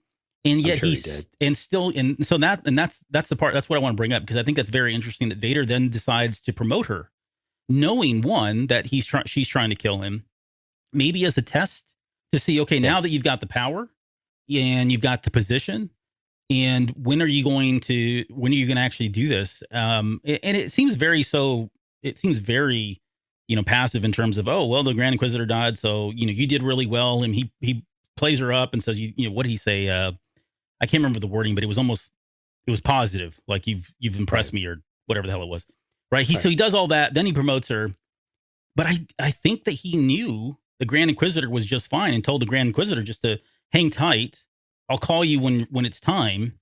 And yeah, I mean, the other part is people were like, how did the Grand Inquisitor just show up? And how did he know? And I think that's the case, because when she's on the ground after Vader kind of stabs her a second time and she's laying there, the Grand Inquisitor just walks right out like, see, I've been waiting for this. And we all knew this was going to happen. I really believe this was all part of his plan, just to put Reva to the test. I mean, he ended up using her as a way to get to Kenobi. And then I guess the flip side of that is Kenobi used her as well. So, I mean, she got played in both scenarios here. Right. I mean, but again, Vader is above all this petty stuff though, too, right? He kind of doesn't care. He knows what his end objective needs to be, or what he wants it to be, and what it should be. And however these other minions want to do this, I don't care. Just do it. But again, I think, yeah, he knew what he was doing to Reva, because his attitude changed pretty quick. I've been watching you, sister, or whatever it might be. And so clearly it sounded like there was a hint of condescension within all of that, or appeasement of appealing to her pride. But I agree with you. I think a bit was a test too of saying, okay, well, you're going to have the rank now. Maybe not, I don't know if I'd call it power, but you're going to have the rank. Is this where you're going to make your move? And if you do, how good are you at it? Show me how good you are. And maybe if you're good enough, then maybe there's a place here. Maybe he would have overlooked that and beaten her down enough and showed her, given her more loss, I guess, or beaten her down to where, yeah, you'll make a worthy apprentice, rather than this Grand Inquisitor guy who's just kind of off just making fun of people most of the time. Yeah. Or tattletelling. And so I think he was, if it works, it works. If not, then okay, no big deal. I'll stick with my main GI and go from there. But I think he was going to give her a chance at the very least, even though I think he 100% knew what was going on. And again, it's more of a why not? I don't really like these people anyway. So if they die, they die. Yeah. And I'm with you. I feel like he is above it. But at the same time, like if the opportunity presents itself and there's really not a lot of investment here and it plays into a saver, I can see him going through with like, oh yeah, pitting them against each other. I mean, he probably did it already. This is kind of But we never really saw any evidence of that though, even in the comics or anything like that. Because again, he just didn't care, to where Vader's like, I don't care what y'all do. This is what you're supposed to go do. Quit squabbling. And if you step out of line, remember what I did to the lovers? Yeah, do that to you guys too. But don't make me look bad. But I don't think that he really cared about setting them against each other or anything like that. Because again, they're all in the way, and they're all temporary fixtures as far as he's concerned. So I don't know if there's any politics behind it all, except what the Inquisitors make of it on their own. And then Vader's just like, oh God, leave me alone. Yeah. Well, the way I'm going about thinking this through is just allowing the Grand Inquisitor to hang out in the wings and telling him to wait. I mean, it could just be as simple as that was the plan, and he wanted to see what Reeve would do, her next move. But I think it does a lot for him to bring her. It does a lot for Vader to bring the Inquisitor in at the very end, as he already stabbed her. It almost, I don't know. There's something that doesn't line up there for me, but I'll take the simple answer. Or actually, I'd like to use my 50-50 if I could, please. There you go. Go for it. So going back to what Risk had asked earlier about the Bushido Code, and there was a time in my life when I probably knew all that, and I think I know what he's speaking to. But it does come back to this one line so let's go back to that, the final battle there between Vader and Kenobi. And Vader says, "You should have killed me when you had a chance." Now, on the surface, this seems like a line that's echoed by a number of other characters who have. We said in the first battle. Yeah, the first. Was it the first battle? Oh yeah, in the first battle. Sorry, but yeah, it's a number of characters that have said this who've brushed with death and then came back and they've echoed something similar, right? You should have killed me when you had a chance.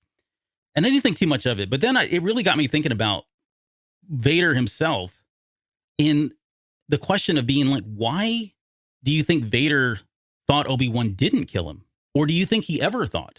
Because Vader was laying there dead, and we've talked about this, right? We've talked about it from the perspective of Kenobi. We said Kenobi was never going. I mean, he can't kill Anakin. That was kind of one of the themes that came up in this, right? He was never going to do this, and it plays into Luke's storyline as well. He's never going to be able to kill his father, et cetera, right? But from Vader's perspective, Obi-Wan had the chance to kill him, and he didn't. He allowed him to walk away and leave him dead, and he leaves him for dead again, basically a second time in this series as well. And we know the reason from Kenobi's perspective, but the question goes back to Vader. Why do you think Vader thought Obi-Wan didn't go through with all that? I think he probably justified as Obi-Wan wanting him to suffer. And it wasn't, again, you have to kind of think through this twisted mentality, this twisted way of thinking of why else wouldn't he just just put me down. Either he's weak, Yeah. or he just wanted me to lay here and suffer and be in pain and be reminded of what I've become, and that I'm completely basically become a monster in some ways too. Because we know that Anakin has struggled with even having a robotic arm in Brotherhood. We see a lot of this, is talked about a lot, that he doesn't always feel, his anticipation is different, and we notice from the other material when he first gets some of his other appendages. I think, what was it? It was the Vader Dark Lord of the Sith book? Yeah, the comic, yeah. Yeah. No, it was a book that had come out. Was it by Drew Karpyshyn? Oh, you're talking about in Legends? Yeah. I don't know. Keep going though. Anyway, yeah. I'm not tracking on what was it? Yeah, What's the sorry. example though? The same thing about him being impaired because he's robotic. Yeah. So I mean, we know that he has a hard time with it, but I think it all comes back to that Obi-Wan did it intentionally. This is all intentional. A, because he's weak, but two, he wants to watch me suffer. Not only did he take my family away from me and turn her against me, but then he did this to me. And now he wants me to live with it and to suffer as a result of it. Now, he might be able to rationalize himself in a much better place than that if he were thinking and with some therapy. But I think in this case, it's just anything to fuel the hatred and the anger. It doesn't matter what reality is or what he maybe knows is a better option. That's what it is that he's going to choose to dwell on. Yeah, and I think when we were talking about going back to Kenobi's perspective, it wasn't just he couldn't kill Anakin. I think we truly believe he felt like there wasn't anything left of Anakin. No person could, in his head at least, no one person could survive all that. Some of it was, Anakin drawing on the Force, the dark side of the Force, to keep him alive. It's also probably Palpatine coming back and doing something there to stabilize him, right? There was a number of factors that went into that. But I'm with you. I think from Vader's perspective in that moment, it is largely he's too weak of a person to do what must be done, right? He can't kill even me as a poor, helpless person here. He's a coward. He's a chicken, right? These are probably the things that are going through his head. And in a more perverse way, like you said, that he wants this to happen to me. He wants me to burn the slow death, right? This torturous death. This is what I'm deserving in his eyes. And I think that really puts him in that state of mind. That puts him into where we see the obsession come from, right? That hatred. And his eyes turn yellow in that moment. And you correct me if I'm wrong. I don't remember the eyes ever turning yellow in this series, right? I know there's been a lot of discussion about the color of eyes on Sith. I mean, my God, I don't know that we've ever had anything conclusive. But why did Anakin's eyes turn yellow in Revenge of the Sith? And yet, we've now seen him in 6 episodes or 3 or however many minutes it's been, and his eyes never turn yellow. And there are other examples of people that are obsessed or Dark Lords or people that are a part of the dark side, Kylo Ren, Palpatine, although Palpatine's eyes are yellow, Snoke, right? Other characters that we've witnessed on screen that don't have yellow eyes. And I don't want to turn this into a yellow eyes discussion, but in my head, the way I rationalize this was he was so angry at that moment that he tapped into another level of the dark side. And it was probably fueled by these emotions of look at Obi-Wan walking away, the coward, look what he's doing to me. He wants me to burn. And that's when he screams, I hate you. And his eyes are fiery yellow. I think he was really at he was in a different place there emotionally and with the dark side because of that. Yeah, no, I agree. I think it's a degree of it to an extent, right? Because we know that Palpatine, when he was a senator and the chancellor, of course, he never had yellow eyes, right? At least not in public. His contacts is what he wore, right, to cover them up. But again, I think even towards the end, we definitely see Anakin with yellow eyes. It's just the color of the scene is difficult for us to see it.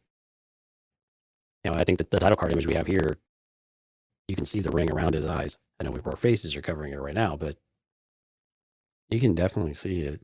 But again, when in the back to tank, I mean, again, are they always yellow all the time, 365? Probably not.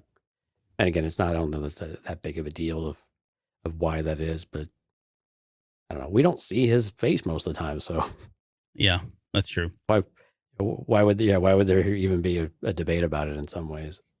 I think in these scenes, though, at the very end, I think he's definitely got it. So his eyes were yellow in Rebels when Ahsoka opened up the helmet, and then they turned blue, or they turned back to Anakin's eyes for a second. Right. But in this one, I don't remember his eyes being yellow when the helmet was exposed by Kenobi. Again, this is not the show. I don't want to turn into the discussion about Yellow Eyes. Although there is probably a show in there. Like I would like to at least get my thoughts out and put some of this to rest in my own head, but maybe another day. Okay, so let's get into really the meat of the show. Here we are now, the better part of an hour and 15 minutes later. But I want to talk about the duality of Darth Vader and Anakin Skywalker.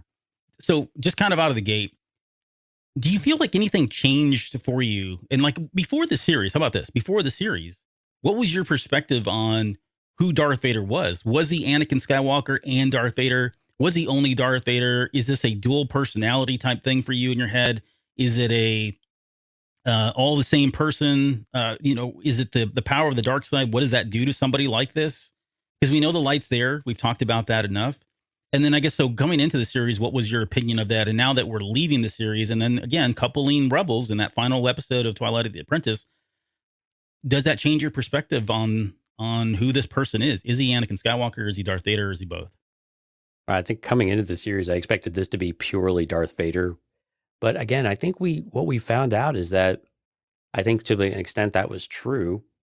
But I think with just Obi-Wan being around, it pulls all the Anakin out of Vader, it surfaces Anakin, right? Mm-hmm. Because it can't not surface Anakin, because all of his memories and experiences from most of his life came with Obi-Wan Kenobi. And so it makes a lot of sense that Anakin is definitely there, because they are effectively the same person.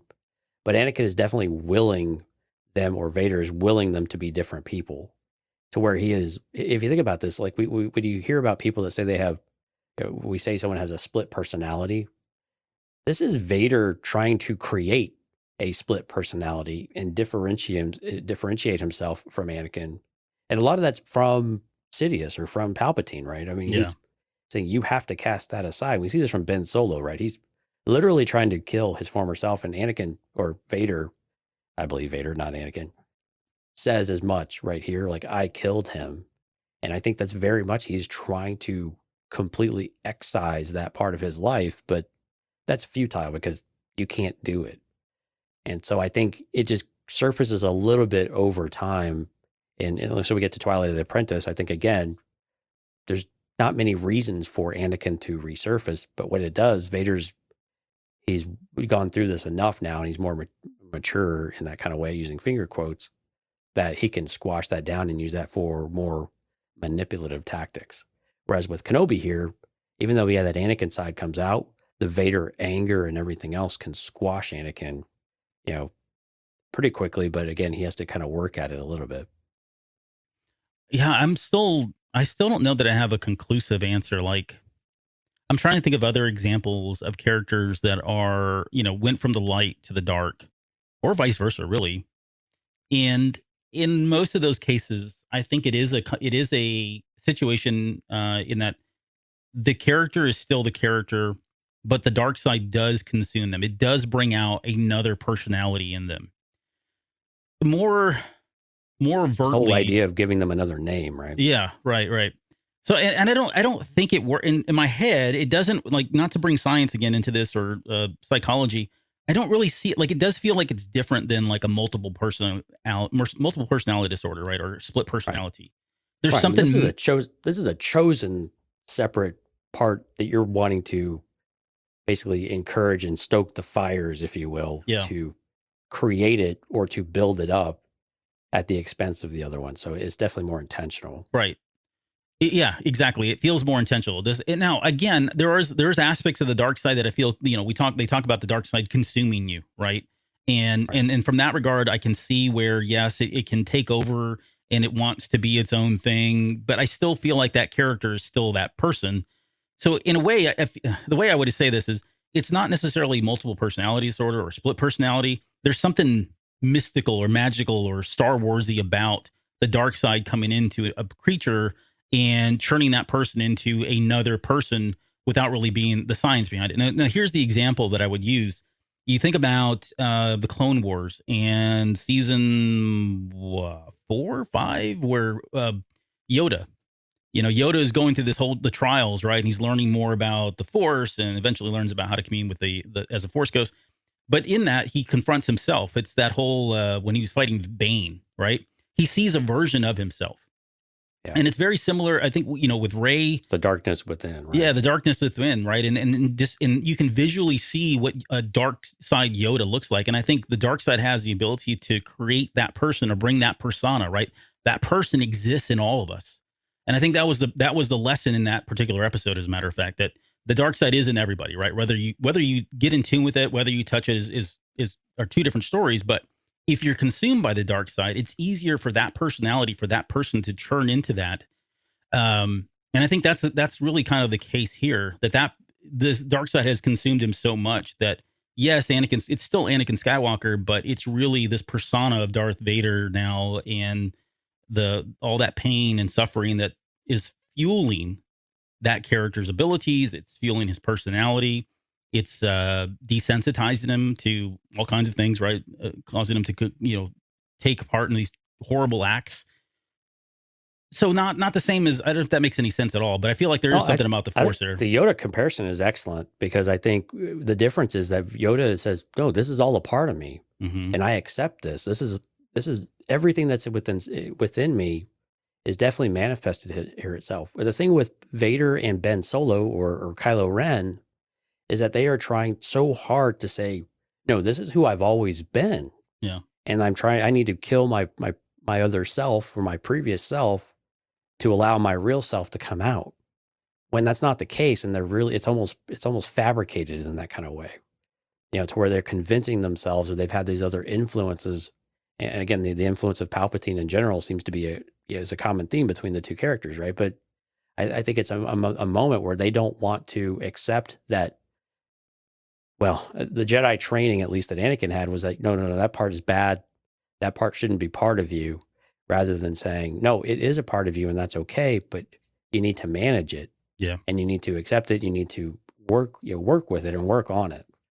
Rather than saying they're two distinct, completely compartmentalized. Right. And I think that's the really key difference from what Yoda experienced with the Force Priestess story arc and what we get with Ben or Kylo Ren or Darth Vader. Yeah. No. Okay. Well, thanks for backing me up on that one. So I guess the last question before we move into an age-old quote and analysis on that, the last question I really have is about, do you believe that there's any part, he puts all the blame in everything he says in Revenge of the Sith on Kenobi. We get into this series and he blames Kenobi for pretty much everything. Kenobi says he's more machine than man. We've just talked about, the different personas and the dark side coming up. But do you think there's any part of Vader that takes responsibility for what happened, or he blames himself in any way? Because it doesn't feel like he blames himself for, what Padme did, and of course he's in a different state there, but that's the point, right? He doesn't blame really Padme. He blames Obi-Wan. Even then, Obi-Wan did this kind of thing, right? Right. And then he blames Obi-Wan throughout the entire fight. Palpatine doesn't help. He just spur this on that, Palpatine's the only one that says you did this, right? In your anger, you killed Padme, you killed your kid or whatever. But I don't know that he actually ever once believes that. Even with Palpatine screaming that he screams no, when you would think that in that moment he probably does say like, oh crap, I screwed up. But right. I don't know. It's very different when we get to this series. It doesn't feel like he's taking blame for anything. And if he is, he sure as hell ain't showing any of it. Right. It's one of those things when you experience this with work and stuff, it's problem solving, right? When you're trying to solve a problem, are you solving the symptom or are you solving the actual problem? And Vader has convinced himself that the actual problem is Kenobi. He's the one that taught me. He's the one that's been driving a wedge. He's the one that keeps holding me back. He's the one preventing me from learning the things I need to learn. He's the one telling me these things are all wrong. He drove a wedge between Padme and me. He cost me all these things. Everything is because I've lost it because of Obi-Wan. He is the reason all of these bad things are happening, rather than the choices that Anakin's been making. Mm-hmm.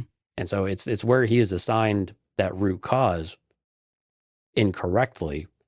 And while Palpatine was happy to say, no, you did it, in that moment, I think, when he's like, no, and Frankensteining out, I think in that moment, he probably had that realization that, oh my goodness, I did. But it was about that long. Right, yeah, but very quickly, it was like, no, Kenobi did this. Mm-hmm.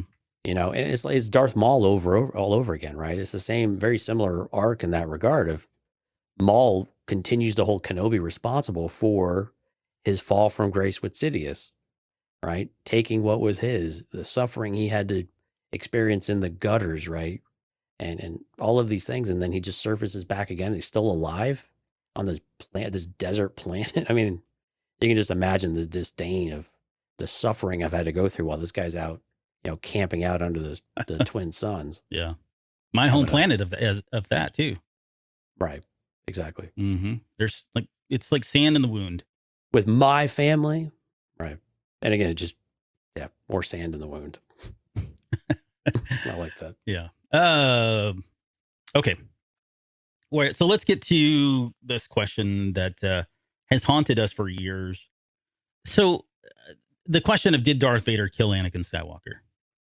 And I'm asking the question now with the recontextualization of this series, specifically in that last episode. We'll get into that in just 1 second here, shortly after.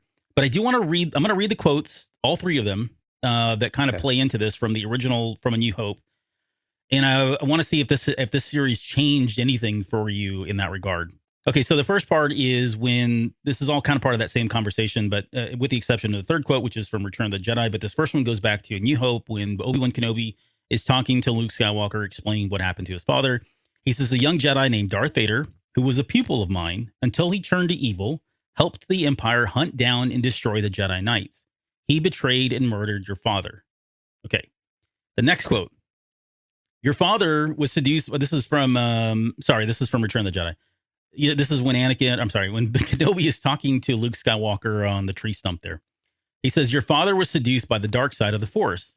He ceased to be Anakin Skywalker and became Darth Vader.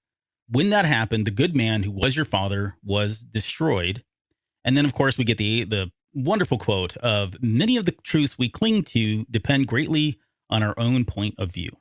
Okay, so really the last quote's just there for extra flavor, but right. If you go back and look at the word choices here. Now, I know, don't at me, I get it. This was written in 1975, 76, right?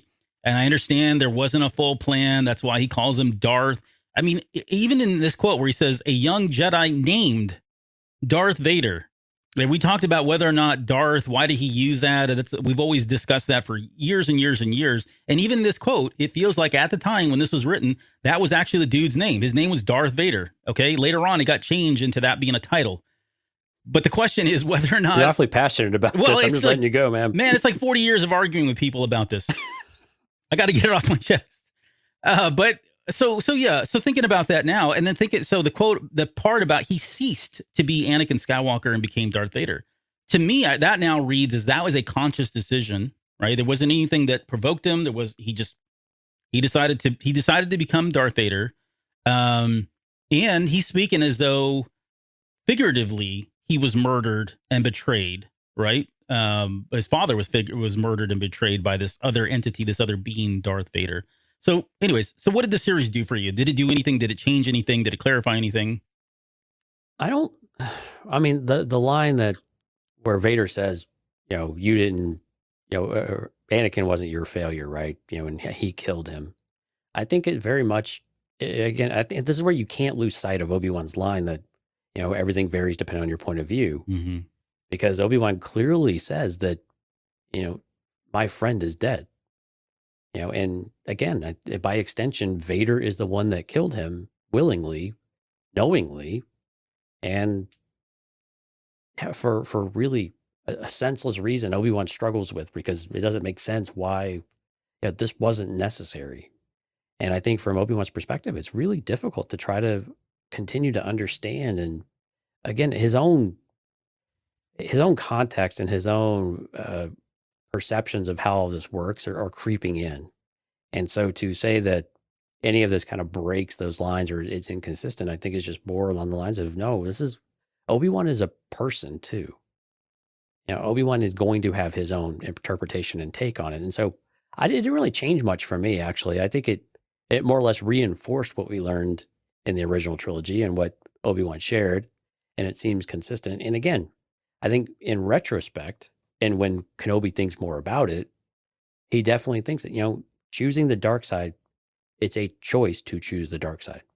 You aren't corrupted. You aren't forced into it. There's probably examples where you kind of are forced into it based on despair or whatever, but there's still a choice. Loden Greatstorm didn't give in to the dark side, even though he probably could have, and maybe would have saved his life, right, in the High Republic. But this didn't happen here. You know, he didn't have that virtue and do whatever. He just took the easy path, right? And this is, again, it kind of couples with Yoda's teachings of, you know, it's easier, more seductive. Quicker, more seductive. Yeah, quicker, right? Yeah. And so, but no, it didn't really change my perspective on anything that Obi-Wan said. It actually just reinforced all of it, that I don't think he's necessarily lying to Luke. I think it's more of that he's simplifying it for Luke in some ways. And again, he knows that Luke's not ready to learn that Darth Vader is his dad. I mean, 19-year-old kid just kind of came up out of nowhere anyway. He knows who you are, but you don't really know much about him. And then you tell him, oh yeah, by the way, he's that really nasty guy in the black costume over there that's, you know, hacking people down. Mm-hmm. So yeah, he's protecting Luke. Yeah. Yeah, I mean, that's exactly what Alex just chimed in and said. Always took it as Obi-Wan protecting Luke's emotions, which given that he's Anakin Skywalker's child, that would be first and foremost in Obi-Wan's mind, right? He knows what Anakin's emotions and his attachments did to him, and so yeah, he'd be a little bit. And Luke has no training at this point, right? Oh yeah, so he's raw. He's a wild card. Yeah, right. And that's, I mean, Yoda says the same thing, right? He's no patience. You are reckless, is what he tells them, right? This is all they're basically saying the apple didn't fall too far from the tree here, and so that's why it's a very risky decision. And there's that line of, there's another, because they were still not sure if this was going to go the way they thought it was going to go, given that he just decided to up and go save his friends. So all of that. Yoda's like, man, we should have started with her. Yeah, exactly. Like, damn it, I had a chance. And Obi-Wan could have testified and said, oh yeah, she's great. Trust me, I've worked with her in the past. I highly recommend her. I'm not touching that. But no, let's go with the other guy. Right. Who got taken out by a Tusken Raider, but we'll brush that under the rug here. Right. Okay, so yeah, I would agree. I think it does reinforce it. I don't think there's anything that's contradictory. I think a lot of people have made a big deal about this because it feels like they're, trying to, I don't know, they keep using the word retcon, which is not what this is. I mean, I think they're trying to help explain. They're trying to enhance. I think they're trying to enhance it and give more depth to the original quotes. And I think they were largely successful at that. I've struggled to understand the discourse in that. So, the thing that it does for me though is I always thought it was weird that, probably for my own personal reasons, but I always thought it was weird that Obi-Wan Kenobi was so hell bent on Luke Skywalker's mission being, you have to kill him. Like, because he says you have to defeat Vader, you have to destroy him, you have to kill him. And to me, that it didn't really reconcile, other than the fact that it was Darth Vader. He was this evil Sith, and he had already lost faith that Anakin was the chosen one, that it was Luke Skywalker, and that because there was a Sith, the only option was for him to go and destroy the Sith, right, to bring balance to the Force. I get from that perspective where Obi-Wan's coming from, but it did feel really weird for me. But it does help rationalize this for me, because he tells Luke to go kill him, right, to go kill Obi-Wan Kenobi, because if you come back to this quote here, right, about he betrayed and murdered your father, and then you add that in with the lines of Ben saying, Anakin, Vader says, Anakin's gone, I am what remains. Ben says, I'm sorry, Anakin, for all of it. And then Vader says, I'm not your failure, Obi-Wan. You didn't kill Anakin Skywalker. I did. The same way I will destroy you. So I think for me, that punctuates it, right? That line punctuates the fact that Kenobi is now moved past the fact that Anakin is even out there. Like, I have no doubt he doesn't believe Anakin's even there at all.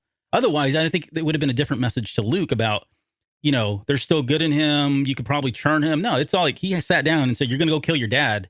And if you can't, then the Emperor's already won. Like, that's pretty harsh. And I guess Luke was probably ready for it, that discussion at the time. But it was so black and white for Obi-Wan Kenobi, because I feel like because of this now, because of that scene and that line, he put that to rest. He put it to bed and said, that guy's gone. There's no part of him anymore that's Obi-Wan Kenobi. And so really the only thing that's left to do is kill Darth Vader. Right? Anakin Skywalker does not exist at that point.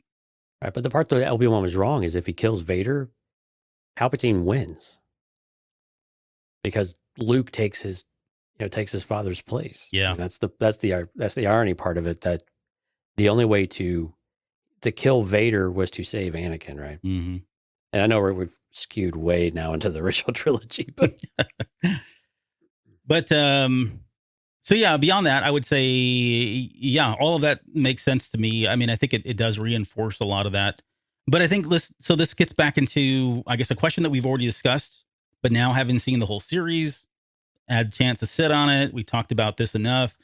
Do you still feel like there was any part of Anakin Skywalker that came back to say that line of, I'm not your failure, Obi-Wan? Because this is, I'm not your failure, Obi-Wan. Well, who's that? Who's talking? Is that Anakin Skywalker or is that Darth Vader? Why would he say Vader is a failure if it wasn't Anakin? I guess is where I'm going. Like, did it change anything? Do you feel any different now about that? No, because when I am not your failure, meaning the creature that Anakin had become wasn't the result of all the things that Obi-Wan did. It's almost like Vader finally accepted, like, no, this was the choice I made. When I killed Anakin, this was my choice that I did, and this isn't a failure. This is your greatest feat, right? This is your greatest creation, effectively, even though he's wheezing to death and all of that good stuff. But again, I still don't think my perspective has changed.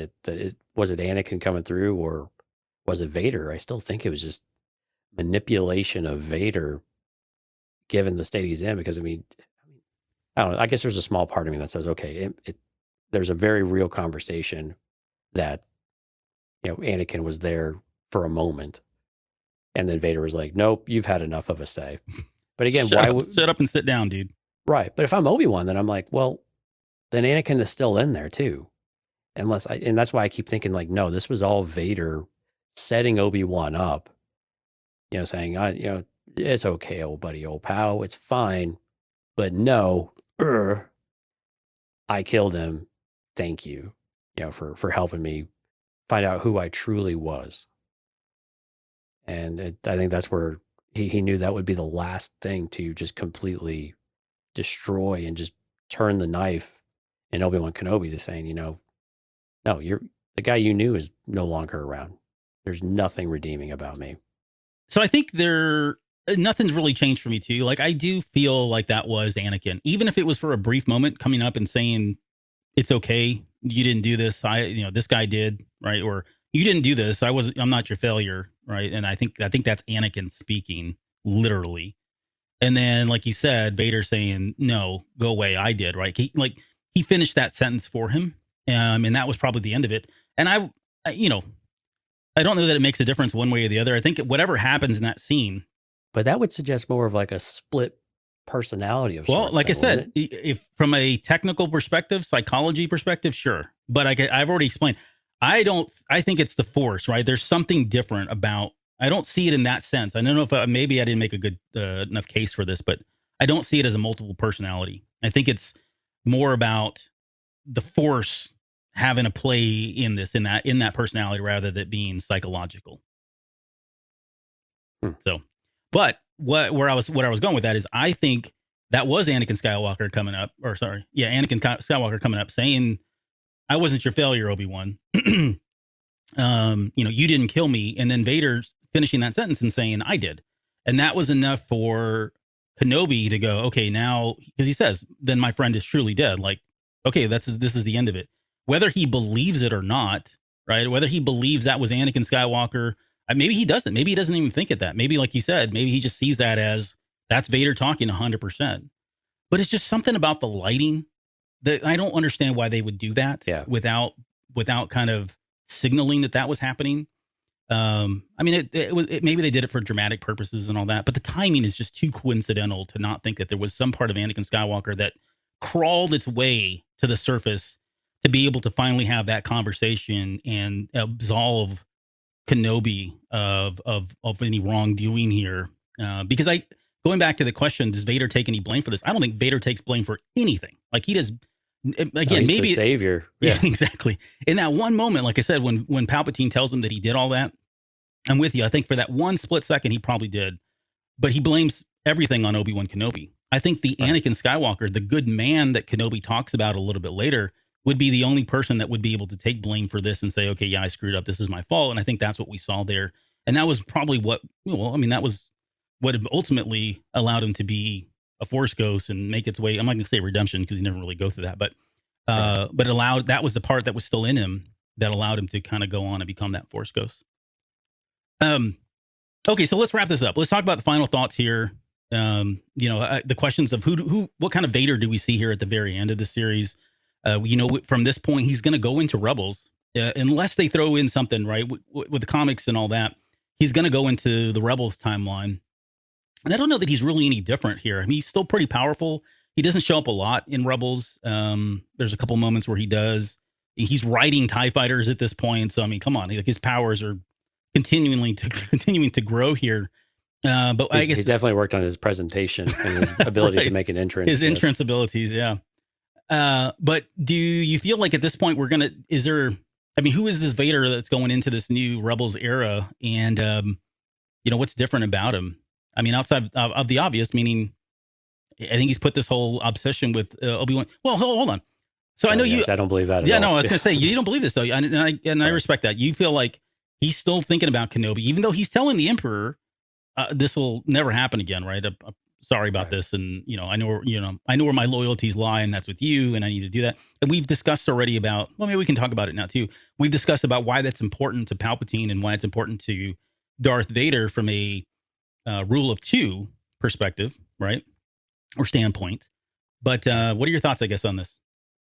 Well, I think the thing is we've seen Vader do things on the down low behind, quote unquote, behind Palpatine's back, trying to build his own army, trying to, with droids at one point.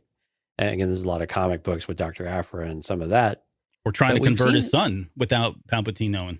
Exactly. I mean, there's been examples. I mean, and if you use, Force Unleashed, I know it's not canon, but again, there's other, it's just more examples of you're always trying to usurp your Sith Lord, the true Sith Lord. And I just don't, that he would try to mask that. He's masking so many things from Palpatine and telling Palpatine what he wants to hear. And Palpatine knows better, I think.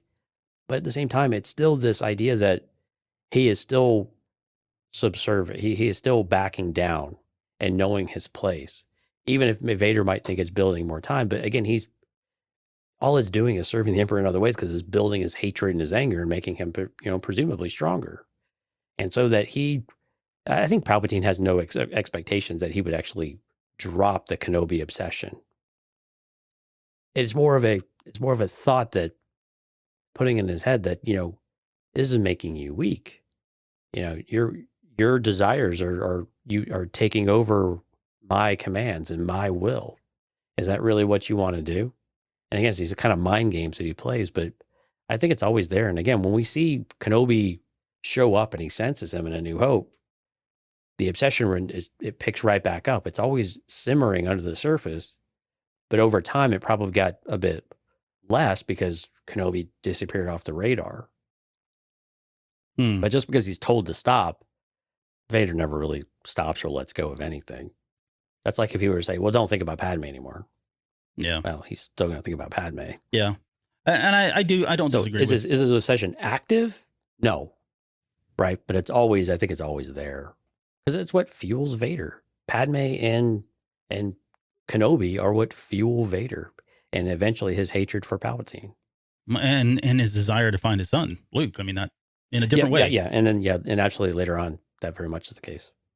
So I don't disagree. I still think he definitely thinks about it. And all of them really, Padme, Kenobi, Palpatine, Anakin, Luke, all of that still plays into it. To some extent, it feels like he is just kind of placating the Palpatine, right? Trying to get him off his back. I think he does feel intimidated. At least he does feel like, well, I may have gone too far. I may have crossed the line here. I'm on the radar now. Dad's pissed because I'm not spending enough time with him lately. I think that's part of it. I think there is some truth in that. Didn't mow the lawn after I was told exactly. To. Yeah, and it's been 2 weeks now. So I think all that is true. I think he does still he is just saying all of that. I think there is a part of him that really kind of, because of that confrontation, and because we don't have anything, there's nothing that says he continued to look for him in any way physically at that point. We could all be right and wrong. At the same time. Exactly, which is hard to say.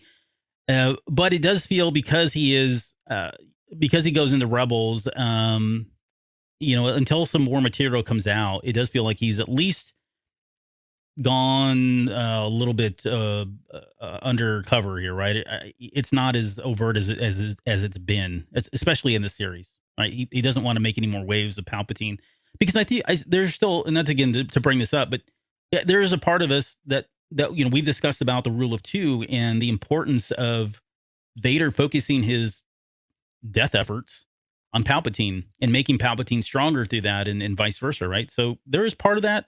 It's probably so subcontext because most people don't really understand the rule of two to the depth that they went through, and again, that's Legends. It's not technically canon, right? Other than the mention of always two there are. So I don't think they're probably playing into that, but I can see a case being made for where some of that plays into. Where he goes into this at this point, I guess it's still to be determined. I think again, the Rebels Vader that we see is no different than this Vader, just different priorities and more wins. I think that's a good way of putting it. Yeah, he's got more wins and more notches in his belt. The number of Jedi that they go through and kill, and they're really getting down to the wire in terms of who's actually left. I know we've had a lot of them. Well, I say that, and then there's this path, which are all these Force sensitive, so I don't know what they're going to do with that, which is fine. I'd love to see that explored more. But prior to this, we know that by the time we don't know how many are left from that too, because we know the Inquisitor program, takes a pretty steep dive in those last few years, going into A New Hope. So it's possible that maybe their task was largely done. So there really aren't very many Jedi, right? True Jedi left. Yeah, I mean, these are the outliers. These are the people that have found really good cover, are not running around like that schmuck that came to Obi-Wan at the very beginning of the series, right? These are like the Obi-Wans and the Yodas who have gone into severe hiding, extreme hiding, and have chosen not to come out under any circumstances. Well, Obi-Wan came out, but we understand why. Right. So yeah, it's by the time we get to Rebels, like his mission's almost complete. They've done a lot of good work. Oh yeah, there's still stinking Kanan and Ezra, but to be determined on there. But again, they're not real Jedi, right? No. How could they be? They were children. Well, one was a child, and one was trained by a child. The other one's a wannabe. Yeah. Hey, easy now. Well, again, perspective. Vader's point of view. Perspective. They're all point wannabes. Of view. Yeah, point of view. Right. Yeah. Quickly, just in the comments before we get out of here, simple explanation. Vader's just a sadistic person. He can't best Obi-Wan, so comes the emotional abuse. One of the strongest points of being a Sith, you go through emotional abuse training. Yeah. And Travis Mitchell is with us tonight. He chimed in and said, I was one who struggled to understand the transition between Anakin to Vader, back to Anakin. How does such a compassionate Jedi do so many evil things in episode 3?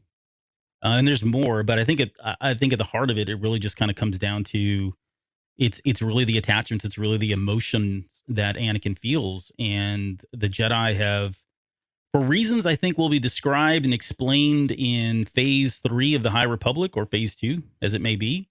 I think we're going to see the outcome of that and why they are so adamant that, passion and emotions and attachments cannot play into the Jedi in any way. And then given the fact that Anakin came in a little bit later, so he wasn't indoctrinated into the system, all of that kind of really plays into it. And then there's always the X factor of the dark side creeping in, right?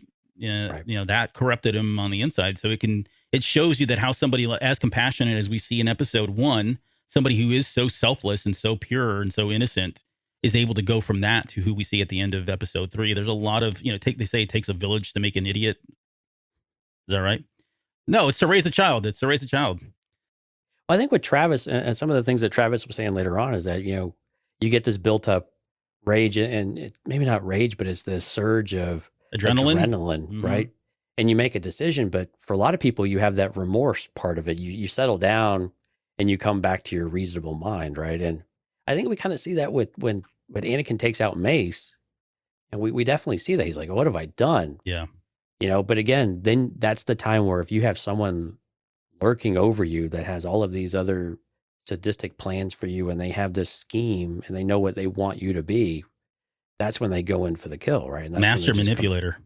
Yeah, exactly. And that's where decent human beings, while they might have moments of outburst or moments of making mistakes, hopefully they have it come back to their right frame of mind and they can start making better decisions later on. Yeah. But again, we know the dark side, once you get into that person, you fuel that too. And you just make them feel that all the time. And unfortunately for Anakin, with Padme and Obi-Wan in particular, that was just ripe for the taking there. Yeah. I mean, they don't have that. The dark side literally like chips away at your resilience. Yeah. That's a great way of putting it. I was going to say common sense, but yeah, resilience is probably a much better way of putting it. Well, it ungrounds you in a lot of ways. And so, Right. and that's where that whole, forever will it dominate your destiny line really kind of stems from, which I don't know that I believe in, but that's another story. Okay.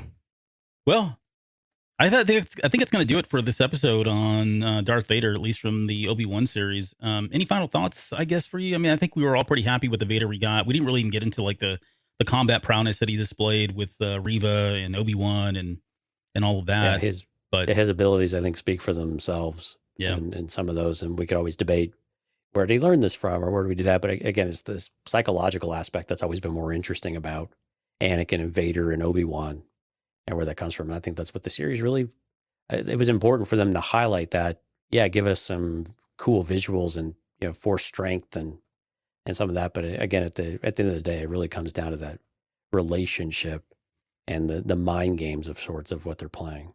And so, but again, I think the Vader we got here is very supportive of all of the other Vaders we've had in other, at least in the canon material, and which I think is really kind of all you can compare it to these days. But, and I think it definitely supports the character we got throughout the original trilogy. And I don't think it undoes any of that stuff. I think if anything, I think it makes it a little bit better. It makes it more fun to talk about because now there's just more layers to debate. I don't know that series like this are necessarily looking to answer all the questions and give you all of the verbatim answers, but they can give you some answers. And then the more you think about them, maybe you have more questions that end up coming as a result, or you question the answer you got, whether you believe it or not, which kind of like we did here with, who was it, Anakin or was it Vader? Mm-hmm. It makes it fun. Yeah. And these series, It's supposed to be fun, people. These series do a good, I thought so far, I think they've done a good job of refining characters as opposed to redefining. And I think people focus too much on the redefinition of characters when it's really not happening. I think people are looking into things and I can't tell you since this series started probably more than any Book of Boba Fett was pretty bad too. But this series has made me channel the quote of your perspective determines your reality, right? Or what was it? No, yeah. Screwing up the quote, I'm sure. But I've thrown that in so many comments because of this series, because too many people are getting caught up in this. Well, this is not the same character. They're retconning. They're going back and changing things. They're breaking canon, destroying canon. And it's like, no. I mean, if your perspective is such that you want to believe that, then there's all kinds of things in here. There's plenty of ammo for you to really sink your teeth into and take advantage of. But if you're objectively looking, this is a refinement again, rather than more than a redefining of these characters and events that happen. So I agree with that. And I think we get that in really clear conversation with anything we read from the writers, anything that we read from the actors, from Deborah Chow. I think from the Lucasfilm leadership, that's the intent. And when they came back and said, we are not going to break canon. And it was very clear they didn't. And do you have to get a little creative every once in a while? Sure, maybe. But at the end of the day, what they were looking to achieve was to bridge this part of the story and enhance everything else we've had before it. And again, sometimes with that enhancement comes more gray area and comes more questions. And that's not a bad thing. Yeah, we don't have to have everything answered for us. This is why you have us to talk about it senselessly for hours and hours. Yeah, an hour and 54 minutes. You would put us out of a job if you answered all the questions. Right. The show would cease to exist. The good show that was your father. Okay. All right. Do you have any shout outs before we get out of here? Yes. A great chat tonight. Thank you so much for everyone for participating. If you are listening to the podcast, we do a live stream on Tuesdays and Thursdays. Even our Patreon episodes are broadcast for everyone to view at that time before they go into the vault. But tonight, great conversation. Jonathan, Sky, Ken, Risk, Music Train, Leland, Matthew, Jorge, Qui-Gon J, Steph, Stephanie, Alex, and then Travis here at the end. Thank you all so much for your comments and for all of your feedback. And again, if you are interested in checking out some of the other content, we certainly encourage you to go over to Patreon and take a look at that.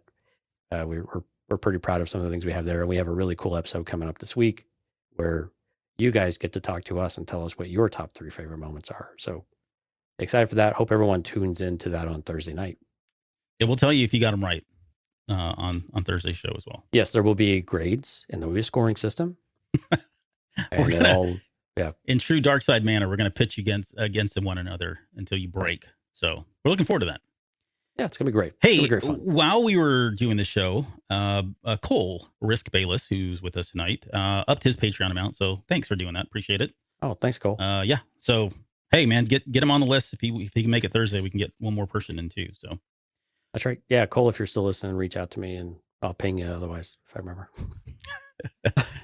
Okay, that's going to do it. We'll be back here in 2 days, this Thursday, to talk about top 3 moments of the Obi-Wan Kenobi series. And then we've got, let's see, for next week, we've got is that next week? Oh my God, it is. Next week, we have a special guest coming on to the show. More on that in just a little bit. We're still hashing out some things, but we got a solid confirmation. It'll be the first official formal guest that we've ever done. I think we talked about opening the doors here, rebranding the Cantina After Dark. And we got, good solid confirmation that was going to happen. So we're excited to bring that to you. I don't know if So now we need to move faster with the actual rebranding part. Yeah. AKA get a logo created. But I think, right. So in those shows, just for anybody that's interested, I don't know that we're going to air those shows live. Those may be just done, recorded, and then we'll release them on, YouTube, Facebook, and all that stuff. So we probably won't have a live show for that one. There may be some that we will, but for some of the higher profile guests, which I would consider this to be, we're probably just going to record those in our own time. And a lot of that is really scheduling more than anything. So just keep that in mind. So we've got that coming. And then, of course, we'll have a normal show on Tuesdays and Thursdays, which we'll tell you more about coming Thursday. Okay. That's it. That's all I got. Any final things before I get out of here? Goodbye, Darth. We'll see you next week, or see you in 2 days.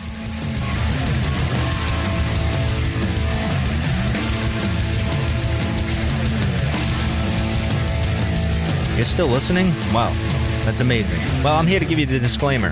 Normally we do a big, long, drawn-out disclaimer thing saying what's what and who's what and all that other stuff, but I think you guys kind of know that Lucasfilm and Disney have no affiliation with us at all, and we have none with them. We talk about Star Wars, which is their property, and all that other good, fun stuff.